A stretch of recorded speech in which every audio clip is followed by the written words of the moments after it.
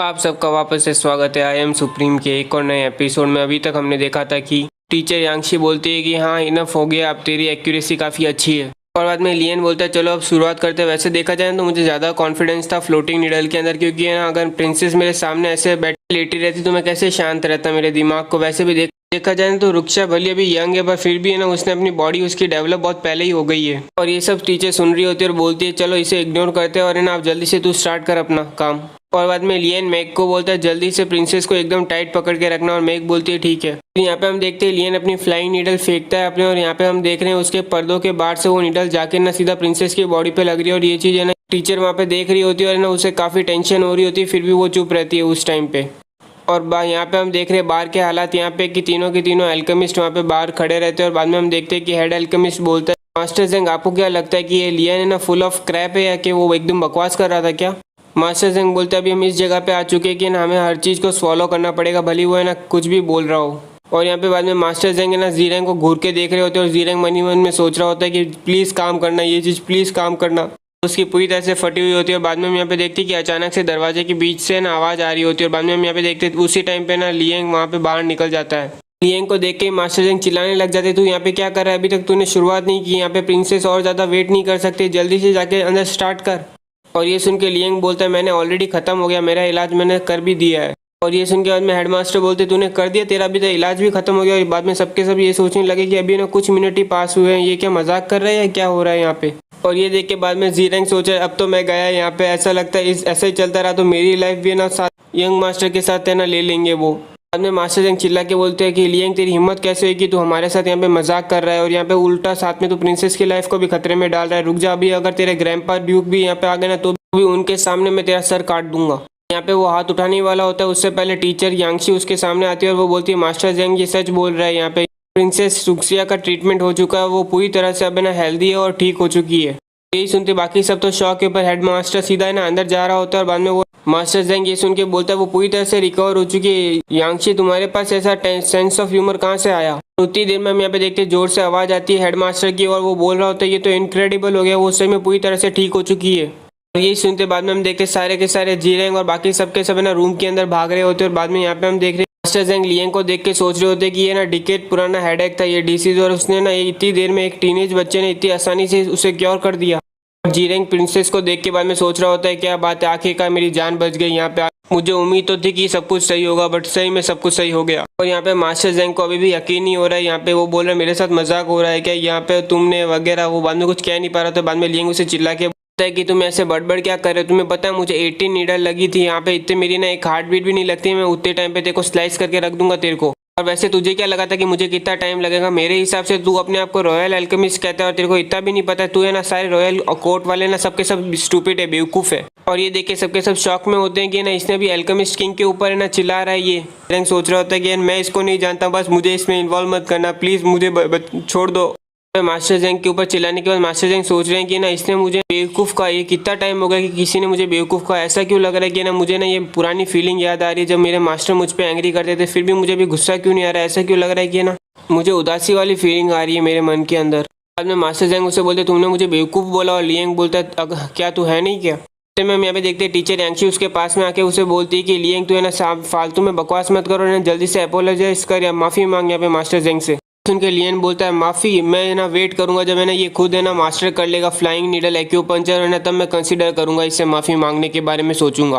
ये देख के उसके दोनों दोस्त सोच रहे होते कि इसे डर नहीं लगता है। बाद में टीचर बोलती है मास्टर जेंग मैं सॉरी बोलती हूँ उसके इस व्यवहार के लिए। जब हम देख रहे हैं मास्टर जेंग का मुंह उतरा हुआ होता है और वो बोलता है कि ना इन्फॉर्मेशन हमेशा सुपीरियर रहती है, तो वो हमें सही बोल रहा है क्योंकि प्रिंसेस अब है ना सेफ हो चुकी है, तो है ना तुम सब यहाँ पे जा सकते हो, मैं यहाँ पे कुछ दिनों के लिए रुकूंगा और मॉनिटर करूंगा प्रिंसेस की कंडीशन। बाद में हम यहाँ पे देख रहे हैं सबके सब लोग जा रहे होते हैं उस रूम से, पर बाद में हम यहाँ पे देखते हैं टीचर है ना यहाँ पे हैंगजी और है ना चुहान को रोक के बोलती है तुम दोनों मेरे साथ में चलोगे। यहाँ पे देखते हैं टीचर उन्हें ना एक गली के बाजू में लेके आती है और उनसे पूछ रही होती है कि तुम दोनों ही है ना लियंग के बहुत अच्छे दोस्त हो और है ना वो तो वो कुछ दिनों से इतना कुछ बदल कैसे गया, उसका कल्टीवेशन लेवल भी बहुत ज़्यादा इंप्रूव हो चुका है, यहाँ तक कि उसकी मेडिसिन स्किल्स है ना वो भी बहुत ज़्यादा है ना प्रोफिशिएंट और काफ़ी इंप्रूवमेंट है। और ये ऐसी चीज़ें जो है ना बहुत है ना शॉर्ट टाइम में पाई नहीं जाती। तो तुम ये मत बोलना कि अब है ना तुम दोनों को भी कुछ आइडिया नहीं था इस चीज़ के बारे में। भले ही उसने ना तुम दोनों से भी ये चीज़ें ना हाइड करने की कोशिश की होगी, उसने पर है ना ट्रेनिंग सीक्रेटली की होगी, बट ये ऐसी चीज़ें जो है ना छुपाए भी नहीं छुपती है। तो तुम ये मत बोलना कि तुम्हें ना क्लू भी नहीं था इस बारे में, तुम्हें थोड़ी सी भी भनक नहीं थी। तो इतना सब सुनने के बाद ये दोनों भी सोच रहे होते कि हम क्या बोले, और बाद में हम भी उसे टीचर को बोलता है कि ना पहले वो ऐसा था कि वो बर्डन था, वो हम सब पे बोझ था, उसके लिए ना हमें उसको ना देखना पड़ता था, उसकी देखभाल करनी पड़ती है। पर अचानक से वो इतना बदल चुका है कि ना उसने हमें पीछे छोड़ दिया, यहाँ तक कि अब हम उसके ऊपर देखते हैं, हम उससे इंस्पायर होते हैं। और ये सब सुनने के बाद टीचर बोलती है कि ऐसा हो सकता है कि ना लियंग इतनी देर से साइलेंट बैठा था इतने समय से, क्योंकि ना यहाँ पे ना ली फैमिली की जो कंडीशन और ना क्या सिचुएशन है, इसलिए यहाँ पे हम देख रहे हैं वो दोनों के दोनों शॉक होते हैं ये सुन के। बाद में टीचर बोलती है जैसे कि हमने ऐसा सोचा था वैसे ही शायद तक उसकी ली फैमिली ने सोचा होगा, ये भी ट्रैश है तो इसके ऊपर ध्यान देने की कोई ज़रूरत नहीं। और बाद में अभी अचानक से इतनी तरह साइन कर रहा है, एकदम स्टार की तरह एकदम सबको है ना खड़ा रह रहा है, जिसके ऊपर किसी को भी कोई उम्मीद नहीं थी, ये उस सबको है ना छोड़ रहा है उम्मीदों को। ऐसा लगता है कि इतनी देर से वो है ना प्रिपरेशन कर रहा था और अब लगता है उसकी प्रिपरेशन कंप्लीट हो गई है, इसीलिए ना वो अभी है ना अपने आप को दिखा रहा है। अब मुझे ऐसा लगता है कि ली फैमिली ना जो टेंगशू के अंदर है ना उसके अंदर अब बिग चेंज आने वाला है ना, बहुत बड़ा होने वाला है कुछ। और बाद में हम भी बताता है कि ना लियन के जो ग्रैंडफादर है ना ड्यूक, वो है ना आइसोलेशन ट्रेनिंग के अंदर गए हुए और कोई क्रूशियल पॉइंट को पार कर सके और ब्रेक थ्रू कर सके ना, और इसीलिए उन्होंने सारा कंट्रोल जो ली फैमिली का होता है ना वो ली यू को दे रखा है, जो है ना उनका बटलर होता है। मैंने सुना है कि लियंग के जो पापा है ना जनरल फिलोंग, वो है ना दूर जगह पे गए नॉर्थन वेस्टर्न में टाउन में, जहाँ पे ना वो फ्रंट लाइन में ना एक्शन हो रहा है अभी यहाँ पे, और इसीलिए ना वो सारा का सारा कंट्रोल लियू के हाथ में, मतलब बटलर के हाथ में। हमने उड़ती उड़ती अफवाह भी सुनी कि इंटायर ली फैमिली ना टॉप टू बॉटम सारी की सारी कंट्रोल है ना लू यू ही करता है, उस सारे का सारा कंट्रोल उसके हाथ में ही है। जुआन बोलता है मैंने तो ये भी रूमर सुना है कि ड्यूक है ना आइसोलेट ट्रेनिंग में नहीं गया, यहाँ तक कि ना उसे इम्प्रिजन किया गया है, उसने ना ली यू ने उसे इम्प्रिजन कर दिया है। लियू यू पहले से ही है ना ली फैमिली का नहीं था, बस उसे ना बाद में सरनेम दिया गया था ली फैमिली का, और जिसकी वजह से उसके हाथ में बहुत सी पावर आ गई। भले अभी यंग मास्टर है ना बहुत अच्छा परफॉर्म कर रहे हैं, बट है ना ली फैमिली से ना लियू ने पहले से ही ना बहुत से एल्डरों को अपने साइड में कर रखा है, जिसकी वजह से ना मुझे नहीं लगता कि ना ली फैमिली की सिचुएशन इतनी जल्दी बदलने वाली है। और ये सुन के बाद में टीचर बोलती है ऐसा भी तो हो सकता है कि लियान की हेल्प कोई ऐसा बंदा कर रहा हो जिसे हम नहीं जानते हो, और क्या मालूम उसके सपोर्ट से धीमे धीमे करके ना उसकी पावर बहुत ज़्यादा बढ़ जाए, जैसे कि गोल्डन नीडल एक्यूपंक्चर टेक्निक है, और बाद में ये फ्लोटिंग लाइफ सील थी, वे क्लियरली एविडेंस है इस चीज़ का। अब जैसे ही ली फैमिली के अंदर ये सब कुछ होने वाला है तो एंटायर नेशन इससे इफेक्ट होगा, तो तुम सबको प्रिपेयर रहना होगा तुम्हारे ना दोस्त की हेल्प करने के लिए। उनके बाद में हम भी बोलते हैं मुझे तो कभी भी ली यू पसंद ही नहीं आया था, जब तक यंग मास्टर ली यहाँ पे उन पर सामने रहेंगे हमेशा मैं उनका सपोर्ट करूंगा। जुआन बोलता है सही बोल रहे हैं तुम, वैसे भी देखा जाए ना डूक और जनरल के पास भी ऐसे सबॉर्डिनेट्स हैं जो लियू को पसंद नहीं करते, तो मेरे हिसाब से ना यंग मास्टर का चांस है अभी खड़े होने का। और बाद में हम भी टीचर से पूछते हैं जब दोनों साइड है ना लड़ेंगी तो आप किस साइड में जाओगे, आप किस साइड को चूज करोगे। और ये सवाल सुन के बाद में टीचर थोड़ी शांत रहती है और बाद में वो मुड़ के बोलती है कि ना मैं कमांडर हूँ स्टेट गार्डियन की, तो और मेरा है ना मैं केवल है ना यहाँ पे मैजिस्ट्री और ना किंग का ही ऑर्डर सुनती हूँ। और ये सुन के बाद में ये दोनों उदास हो जाते हैं। बाद में हम देखते टीचर बोलती है पर लेकिन यहाँ पे ना लियंग मेरा स्टूडेंट है आफ्टर ऑल, तो मैं उसकी मदद करूँगी। और यहाँ पे बाद में हम देखते हैं हम यहाँ पे लियन पे आ चुके हैं और वो लियन छींक रहा होता है, और बाद में वो सोच रहा होता है कि मेरी बॉडी तो एकदम अच्छी है और यहाँ पे ना फिर मुझे जुकाम भी नहीं हो रखा है, तो फिर मैं इतना छींक क्यों रहा हूँ। बाद में हम यहाँ पे देखते हैं अचानक से पीछे से एक लड़की उसे आवाज़ देती है यंग मास्टर। फिर यहाँ पे हम देखते हैं वो लड़की मेघ होती है और बाद में वो बोलती है यंग मास्टर क्या आप है ना मेरे ना भाई को है ना देख सकते हो एक बार के लिए। ये सुन के बाद में लियंग बोलता है क्या बात है, स्पीकिंग ऑफ डेविल ऐसा लगता है कि आज रात को मैं बहुत ज़्यादा खुश होने वाला हूँ। बाद में हम देख रहे हैं वो कहीं पे बाहर आ चुके होते हैं। बाद में लियन उसे ना 100 गोल्ड कॉइन्स दे के बोलता है कि इससे तुम अपने भाई के लिए ना मेडिसिन खरीद लेना, और बाद में वो बोलती है कि इतने तो बहुत ज़्यादा पैसे हो गए, और बाद में वो लियन बोलता है कि ना ये तेरा कंपनसेशन है कि तूने प्रिंसेस को जो सेव करने में हेल्प की है ना उसका। बोलती है मैंने तो कुछ ज़्यादा किया ही नहीं, मैंने तो बस उसके कपड़े बदले। और बाद में लियन बोलता है कि तुमने जो यहाँ पे अगर टाइम पे नहीं आते तो मुझे ना उसको ये करना पड़ता है ये काम, और है ना मेरे सामने वो लड़की थी तो है ना एक्यूपेंचर करना बहुत मुश्किल हो जाता है, ये लाइफ एंड डेथ का मामला हो जाता है, इसीलिए तुम्हारा काम बहुत इंपॉर्टेंट था। और ये सुन के मेघ के दिमाग में चल रहा है यहाँ पे ये कौन सी रीजनिंग है, ये कौन सा कारण हुआ। बाद में हम यहाँ पे देखते हैं कि है ना लियन और है ना मेघ अपने घर पे जा रहे होते हैं, और बाद में मेघ के घर पे पहुँचने में है ना उन्हें 4 घंटे लग जाते हैं पैदल। बाद में हम यहाँ पे देखते हैं मेघ बोलते हैं ये मेरा घर है, और बाद में लियन बोलता है अब समझ में आया कि तुमने अपने सातों चक्र इतनी जल्दी कैसे खोल ली थी यंग एज के अंदर, तुम्हें ना एवरीडे यहाँ से स्कूल जाने के लिए ना 4 घंटे ना चल के जाना होता है स्कूल। सुन के मेघ बोलती है कैपिटल में घर है ना काफ़ी महंगे है, इसलिए हम वहाँ पे अफोर्ड नहीं कर सकते कोई भी घर लेना और जी नहीं सकते वहाँ। बोलती मेरे पापा है ना काइंड हार्टेड कैप्टन थे, वो है ना गार्ड के अंदर है ना, वो है ना पहले तो हम ओरिजिनली है ना सिटी के अंदर ही लीव कर रहे थे, बट ना 3 साल पहले मेरे पापा एक एक्सीडेंट में मारे गए, जिसकी वजह से मुझे और मेरे भाई को यहाँ पे कंपनसेशन के मनी पे जीना पड़ा, जिसकी वजह से हमें सिटी से बाहर जाके ना यहाँ पे आना पड़ा। ये सुन के बाद में लियन बोलता है चलो पहले हम उसे देख लेते हैं, अंदर चलते हैं। बाद में हम यहाँ पे देखते हैं कि लियन और है ना मेग उसके घर के अंदर घुस चुके हैं और बाद में हम यहाँ पे देखते हैं कि उसका भाई बेग है ना बिस्तर के ऊपर लेटा हुआ होता है। जैसे ही उसके बाजू में जाके देखता है तो ना वो पूरी तरह से हरा होता है और बाद में मेग बोलती है कि मेरी भाई की हालत है ना 4-5 महीनों से ऐसी ही और है ना ये बिल्कुल चेंज नहीं हो रही है और है ना इसीलिए मैंने डॉक्टर को दिखाने के लिए ना मैं पैसे इकट्ठा कर रही हूँ और हर जगह पे वर्क कर रही हूँ और इसीलिए मैंने लैंगफी की बात मान के ना तुम्हें फ्लेम करने की कोशिश की थी। ये सुन के बाद में लियन बोलता है चलो वो पुरानी बातों के बारे में बात नहीं करते, पहले मैं इसकी कंडीशन चेक कर लेता हूँ। बाद में हम यहाँ पे देखते हैं लियन उसकी बॉडी को चेक कर रहा होता है और बाद में उसे देख के ना वो बोलता है ये तो मैं मेग बोलती मैंने बहुत से ना एल्केमिस्ट अपेरियंस को यहाँ पे बुलाया था और है ना उनमें से कोई भी एक भी सिंगल भी जन है ना यहाँ पे इसका पता नहीं कर पाया कि ये है क्या, इसीलिए हमें ना केवल 7 डीमन वाटर पे डिपेंड रहना पड़ा है कि इसकी लाइफ को ना प्रोलॉन्ग करने के लिए, बचाने के लिए, पर धीमे धीमे ना उसका असर भी ना कम होते जा रहा है और अब मैं बहुत डर चुकी हूँ, ये कह के बाद में वो ना लियन के ना चिपक जाती है। इसी के साथ आज का एक और एपिसोड कंप्लीट होता है। उम्मीद करता हूँ कि आपको ये एपिसोड अच्छा लगा और अच्छा नहीं लगा है तो फिर मैं क्या कर सकता हूँ, ये चीज़ आप कमेंट सेक्शन में लिख के बताइए। अगर अच्छा लगा है तो लाइक कीजिए, सब्सक्राइब कीजिए और कमेंट सेक्शन तो चालू ही है आपके लिए। आप सबका वापस से स्वागत है आई एम सुप्रीम के एक और नए एपिसोड में। और अभी तक हमने देखा था कि ये ना मेग वहाँ पे रो रही होती है लियन को पकड़ के, क्योंकि उससे काफ़ी डर लग रहा होता है। उसके बाद हम यहाँ पे देखते हैं कि ना लियन उसे इस तरह देख के बाद में उसे तसल्ली देता है और बोलता है सब ठीक हो जाएगा, कि अभी मैं यहाँ पे हूँ, अगर अभी है ना तेरे भाई को भी अभी मरने की इच्छा होगी ना तो भी मैं उसे मरने नहीं दूंगा। इस उनके बाद में मेग बोलती है सही में, तो फिर है ना बताना ना बैग के साथ क्या गलत है, क्या रॉन्ग है। और लियन बोलता है कि ना उसकी बॉडी हेवनली अर्थ पॉइजन बॉडी है। सुन के मेग बोलती है हेवनली अर्थ पॉइजन बॉडी, क्या खतरनाक नाम है, क्या डरावना नाम है, तो यंग मास्टर क्या आप उसे ना ठीक कर सकते हो।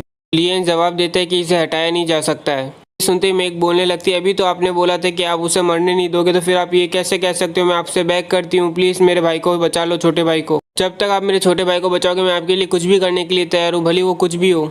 ये सुनते बाद में लियन उसे दूर करके बोलता है मुझे लालच मत दो कोई गलत काम करने के लिए। और बाद यहाँ पे मेग बोल रही होती है प्लीज़ मदद कर दो मेरे यंग मास्टर, प्लीज़ मेरे भाई को बचा लो। बाद में लियन उसे बोलता है पहले सबसे पहले तुम रोना बंद करो। यहाँ पे हेवनली अर्थ पॉइजन बॉडी है ना, कोई है ना डिसीज नहीं है, कोई है ना इलनेस नहीं है जिससे मैं क्योर कर सकूं। जैसे कि ले लो तुम यहाँ पे लड़की और तुम मुझे बोलो कि मुझे क्योर करो, तो मैं क्या तुम्हें लड़का बना दूं। ये सुनने के बाद मेग बोलती है अगर वो इलनेस नहीं है तो फिर वो क्या है। और लियन बोलता है रुको मैं तुम्हें समझाता हूँ। इस दुनिया के अंदर ना कुछ लोग होते हैं जो ना डिफरेंट होते हैं, वो पैदा ही डिफरेंट हुए होते हैं। ये जो लोग होते हैं ना इनके पास खास बॉडी होती है, खास बॉडी टाइप होती है, खास पावर होती है और ये कंपेयर टू है ना दूसरे नॉर्मल लोगों से ना अलग होते हैं। अर्थ पॉइजन बॉडी है ना उनमें से ना एक बॉडी आती है। ये सुनने के बाद मेग बोलती है तो फिर अभी हमें क्या करना चाहिए, आपने पता लगा लिया ना कि इसकी इलनेस क्या है, तो फिर हमें इसका सॉल्यूशन क्या चाहिए आप बताओ। तो ये सुनते बाद में लियन बोलता है मैंने फालतू में ये सारी बकवास की, यहाँ पे मैंने कितनी बार बोला वो इलनेस नहीं है, तो फिर मैं इसे क्योर कैसे कर सकता हूँ। ये हेवनली अर्थ पॉइजन बॉडी के साथ हुआ है और अगर अभी इसके शरीर में पॉइजन नहीं होता ना तो ये और भी अजीब बात होती। तुम्हारा भाई है ना बहुत कमज़ोर है और उसकी बॉडी के अंदर जो पॉइजन है ना वो बहुत ज़्यादा स्ट्रांग है, इसी कारण ना वो उसे कंट्रोल नहीं कर पा रहा है, जिसकी वजह से ना वो उसकी ये हालत हुई है। मैंने इसके बारे में पहले पढ़ा है हेवनली अर्थ पॉइजन बॉडी के बारे में। जब तक है ना तुम है ना पॉइजन को कंट्रोल करोगे और ना इसकी शक्ति को है ना इसको स्ट्रांग बनाओगे ना, तब तक है ना बाद में फ्यूचर में कोई प्रॉब्लम नहीं आएगी इसको। हम यहाँ पे देखते हैं लियन है ना गोल्डन नीडल्स को है ना उसके बॉडी के अंदर डालता है, पर बाद में देखता है तो है ना वो नीडल्स भी है ना उसको है ना बिल्कुल झेल नहीं पाती है और वो बाद में बोलता है मुझे लगता है ये पॉइजन कुछ ज़्यादा स्ट्रांग था मेरी उम्मीद से। बाद में वो उसे दबाता है तो उसकी सारी नीडल्स है ना बाहर आ जाती है। और ये सुन के मेग बोलती है कि गोल्डन नीडल एक्यूपंक्चर भी अब काम नहीं आ रहा है, तो फिर है ना अब हमें क्या करना होगा। बाद में हम देखते हैं लियन एक चेयर उठाता है और उस पर बैठता है और बोलता है ये कोई प्रॉब्लम नहीं है, हमें है ना बस इसकी बॉडी का पॉइजन है ना ट्रांसफ़र करना होगा और इसके अंदर से हटाना होगा। बाद में हम यहाँ पे देखते हैं लियन है ना उसकी है ना बॉडी का पॉइजन बाहर निकाल रहा होता है एनर्जी फ्यूजन से और है ना खुद के अंदर ले रहा होता है वो पॉइजन। और ये देख के मेग बोलते हैं कि ना ये आप कैसे कर सकते हो और अगर है ना आप ये पॉइजन अपनी बॉडी में लोगे तो फिर आपका क्या होगा।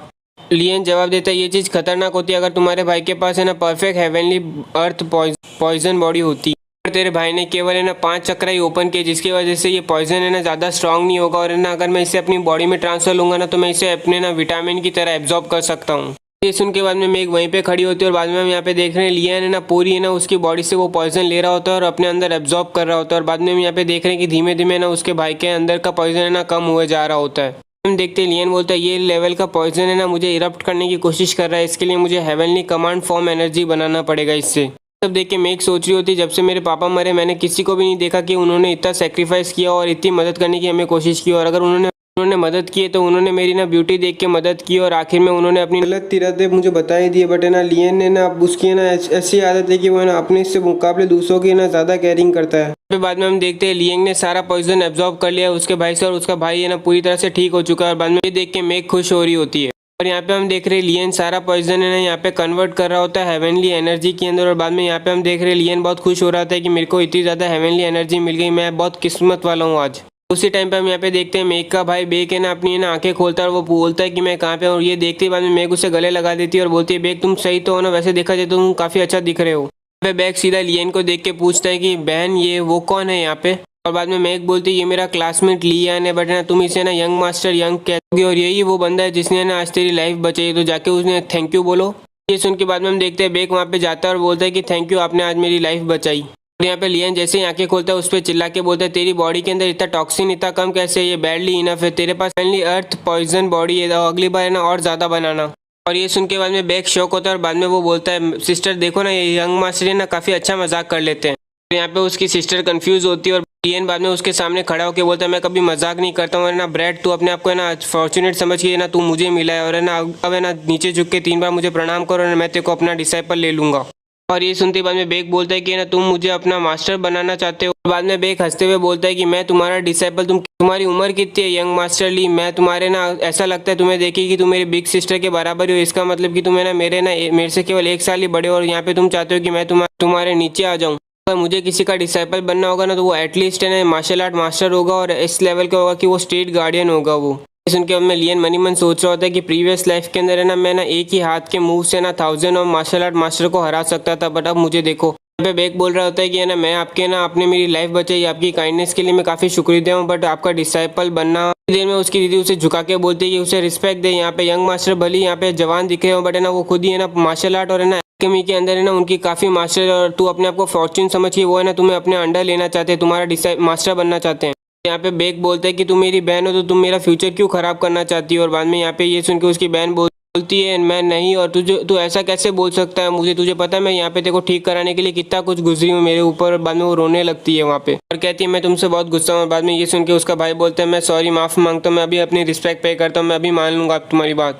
यहाँ पे हम देखते हैं बेक बोलता है मैं आपको रिस्पेक्ट देता हूँ मेरे मास्टर, मुझे प्लीज़ एक्सेप्ट करो ये मेरी ग्रीडिंग और प्लीज़ आप मुझे अपना डिसेबल बना लो। उसके बाद में लियन बोलता है मुझे पता है कि तुम अभी सेटिस्फाई नहीं हो बट अभी चलेगा, मैं तुम्हें इसीलिए ना प्रेजेंट देता हूँ heavenly Trident body training technique. ये ना सेकंड से नन है, इससे बेस्ट कोई भी नहीं है। तुम्हारी बॉडी को देख के है ना ये ट्रेनिंग टेक्निक है ना बिल्कुल मैच करती है, जिसकी वजह से तुम्हारे पास है ना फ्यूचर में ना अनलिमिटेड पोटेंशियल होगा। उनके बेक बोलते हैं थैंक यू मास्टर, बट क्यों ना है ना सारे मार्शल आर्ट वॉरियर यहाँ पे मार्शल आर्ट ट्रेनिंग करते हैं ना मार्शल आर्ट टेक्निक यूज़ करते हैं, तो क्यों ना आप मुझे ना कोई ताकतवर मार्शल आर्ट टेक्निक यूज़ करो। मेरे हिसाब से तो मुझे ना वो कंसीलिंग टाइगर फिस्ट है ना वो मुझे पसंद आती है, तो क्यों ना आप मुझे वो सिखाओ। उनके बाद में लियन सोच रहा है हेवनली ट्राइडेंट बॉडी टेक्निक जो है ना चोंगचू की है ना एकदम फर्स्ट मार्शल आर्ट टेक्निक होती है जिसका रैंक है ना नंबर 1 आया था हेवनली अर्थ पावर चार्ट के अंदर। इसकी नज़र में ये टेक्निक इतनी अच्छी नहीं जितनी है ना टाइगर फिश स्टाइल टेक्निक इतनी अच्छी है इसकी नज़र में इस लड़के के दिमाग में।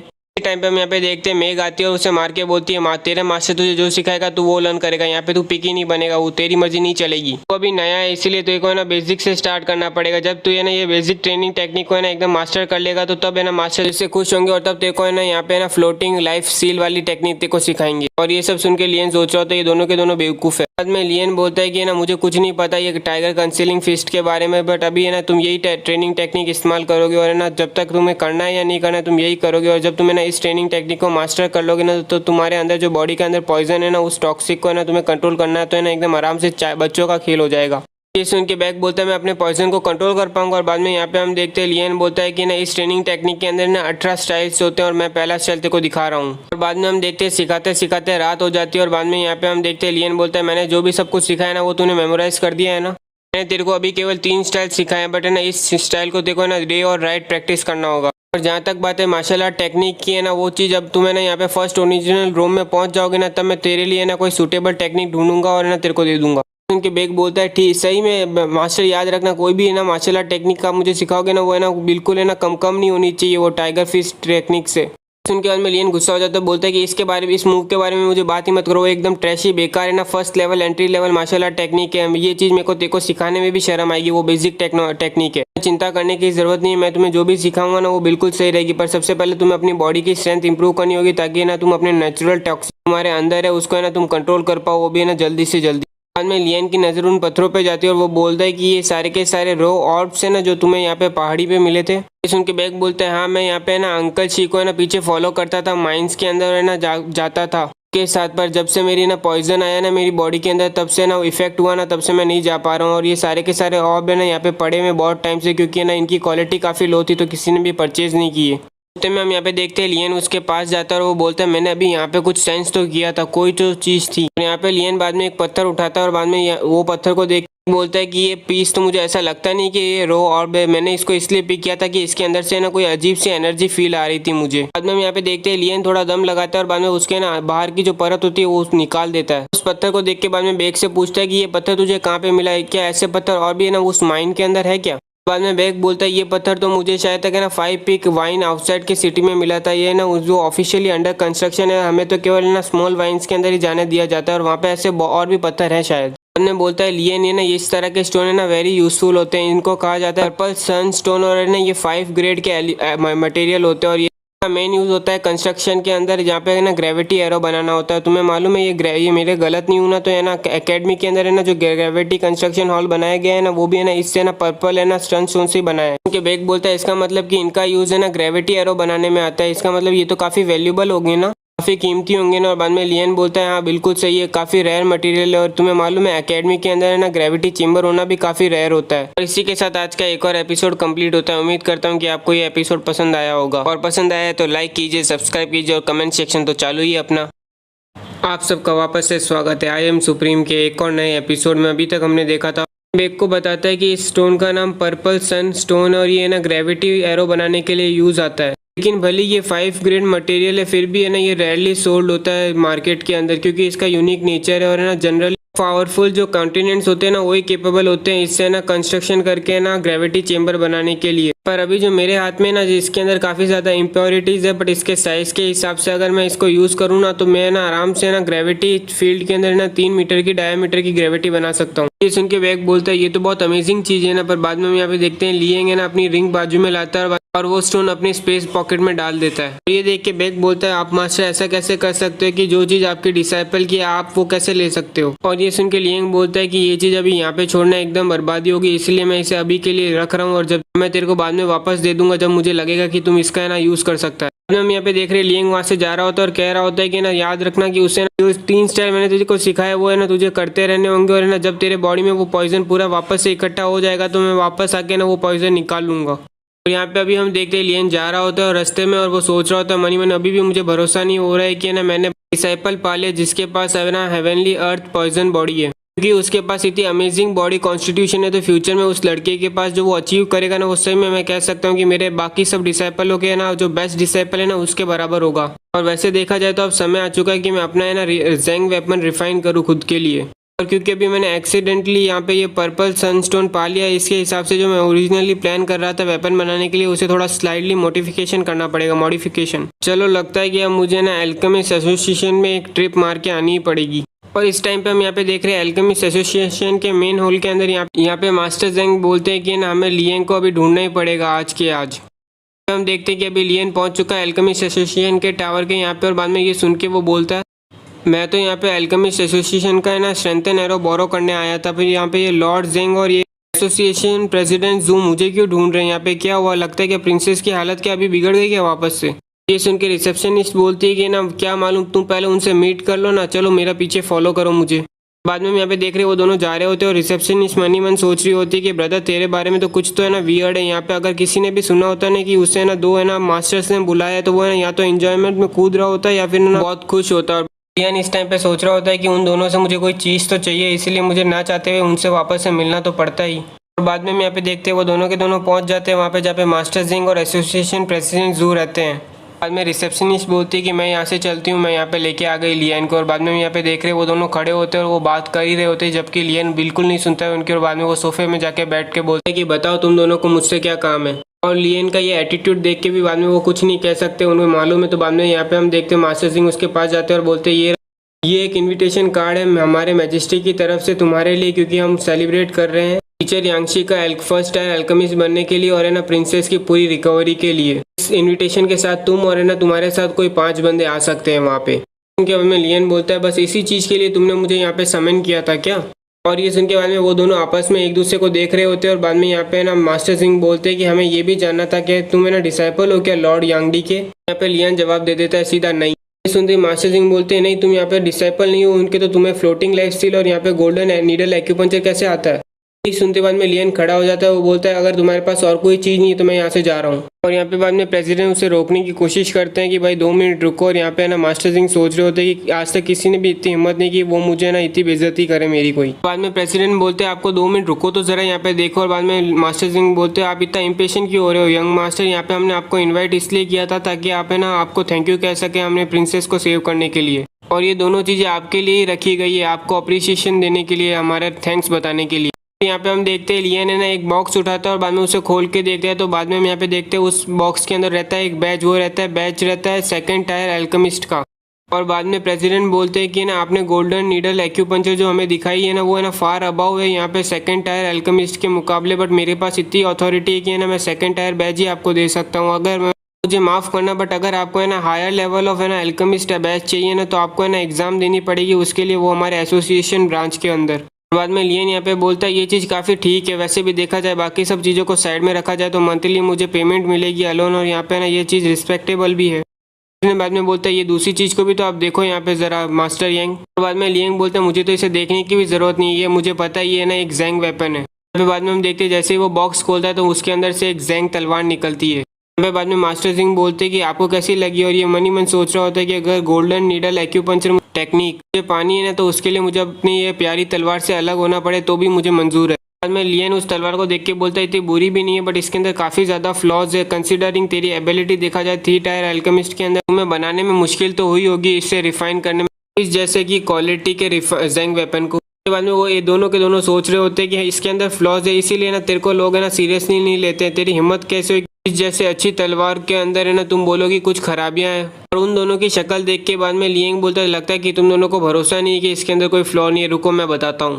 स्प्रिंग वाटर स्वॉर्ड को बनाने के लिए मेन कंपोनेंट यूज होता होगा तुम्हारा 4 tyre mistake aquatic iron. Logically सोचा जाए तो है ना अगर हम हायर ग्रेड का एलिमेंट यूज और इंग्रेडिएंट यूज करेंगे ना तो तुम सोचोगे कि हायर ग्रेड का है ना जैंग वेपन बनेगा, रिफाइन कर पाओगे तुम, पर क्योंकि तुम्हारी यहाँ पे 3rd टायर की एबिलिटी है, 3rd टायर एल्केमिस्ट की एबिलिटी है, तो तुम यहाँ पे ना 4 टायर के एलिमेंट का है ना स्ट्रक्चर नहीं समझ पाए और है ना तुम बस इसका ना शेप बदल पा रहे हो, वो भी है ना ब्रूट फोर्स के साथ अपना जोर लगा के तुम शेप तो बदल पा रहे हो। पर तुम्हें मालूम है अगर इसी जगह पे तुमने 3rd टायर का एलिमेंट यूज किया होता ना तो ये वाला जो जैंग वेपन बनता है ना वो काफी स्ट्रांग होता है, बट यहाँ इसके अंदर से ना पावर तो बहुत ज़्यादा निकल सकती है, बट इसी के साथ है ना ये ज़्यादा है ना डैमेज भी लेगा और है ना ज़्यादा डिमांड करेगा अपने वॉरियर से कि ना उसकी पावर ज़्यादा एग्जॉस्ट करेगा, जल्दी इसके टूटने के चांसेस ज़्यादा होंगे, जबकि है ना वो 3rd टायर मटेरियल से बने हुए जैंग वेपन किससे मुकाबले। ये सुन के मास्टर जैंग सोच रहे हैं मैंने कभी इस तरीके से सोचा ही नहीं, मैं तो केवल है ना इस जैंग वेपन की है ना क्वालिटी और है ना ग्रेड बनाने की कोशिश कर रहा था, मैंने कभी ड्यूरेबिलिटी पे ध्यान ही नहीं दिया। जहाँ तक यहाँ पे रिफाइनमेंट टेक्निक की बात आई, तुमने ये सोचा होगा फायर मटेरियल जितना ज़्यादा स्ट्रांग होगा उतना ही ज़्यादा अच्छा होगा ना, बट यहाँ पे तुम लॉर्ड ज़ेंग यहाँ पे आपने ना demonic beast internal fire use की है ना, और जो है ना फायर एट्रीब्यूट के जिसकी वजह से ये ना डायरेक्टली क्लैश करता होगा ये मिस्टिक है ना एक्वेटिक आयरन जिसका है ना वाटर एट्रीब्यूट होता है पानी।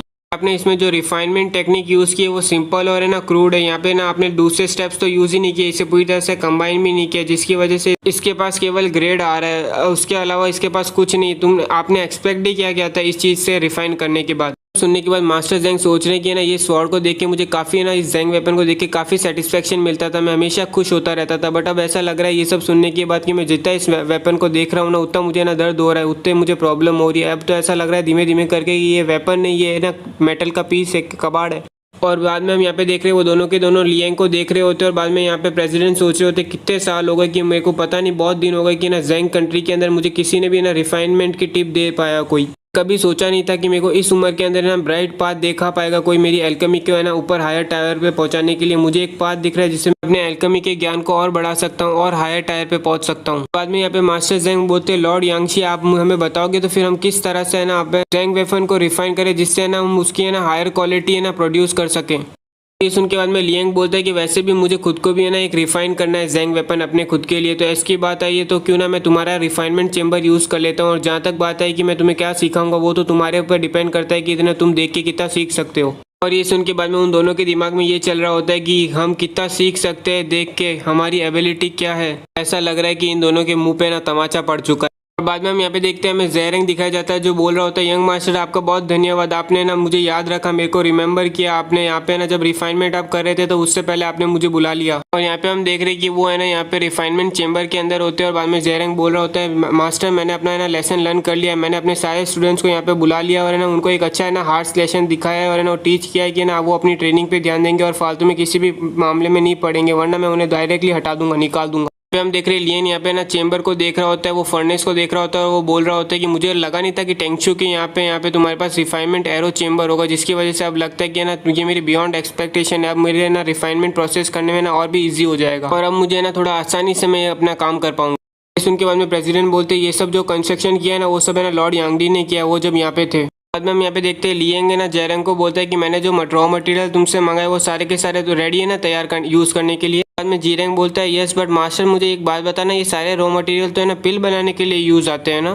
उनके बाद में लियंग बोलता है कि हाँ बिल्कुल सही बोला, और वैसे भी देखा जाए तो मैंने एक डिसाइपल अपने अंदर लिया है, तो मैंने सोचा था कि मैं उसके लिए ना कुछ पिल बना रिफाइन कर दूँ और है ना जैसे कि है ना डिटॉक्सिकेशन पिल और है ना ओरिजिनल इम्पैक्टिंग पिल बना दूँ, और वैसे भी देखा जाए तो है ना ये मेरी उम्मीद से ज़्यादा हायर लेवल का है ना रिफाइनिंग एरो है। तो अब मैं सोच रहा हूँ कि क्यों ना मैं अपना है ना पिल भी रिफाइन करते करते साथ ही साथ है ना मेरा मैं जैंग वेपन भी बना लूँगा। ये सुन के बाद में वो तीनों की तीनों शौक होते हैं कि है ना ये पिल और है ना वेपन दोनों साथ में बना रहा है यहाँ पे। और बाद में इसी के साथ आज का एपिसोड खत्म होता है। उम्मीद करता हूँ कि आपको ये एपिसोड पसंद आया हो, और पसंद नहीं आया तो बताना कि आप पसंद नहीं आया कमेंट सेक्शन में, और अगर लाइक करिए सब्सक्राइब करिए, और बाकी सब तो आप जानते ही हो।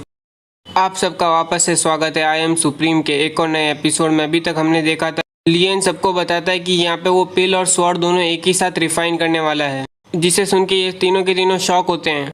और फिर यहाँ पे हम देखते हैं लियंग ज़ेरेंग को बोलता है कि तू यहाँ पे खड़े खड़े देख के आ रहा है, जल्दी से वो मटेरियल लेके आ। ज़ेरेंग बोलता है यंग मास्टर आप है ना ये पिल जैसी सिंपल चीज़ें हम पे छोड़ दो ना, यहाँ पे ना आप है ना केवल कॉन्सेंट्रेट करो वेपन को रिफाइन करने में।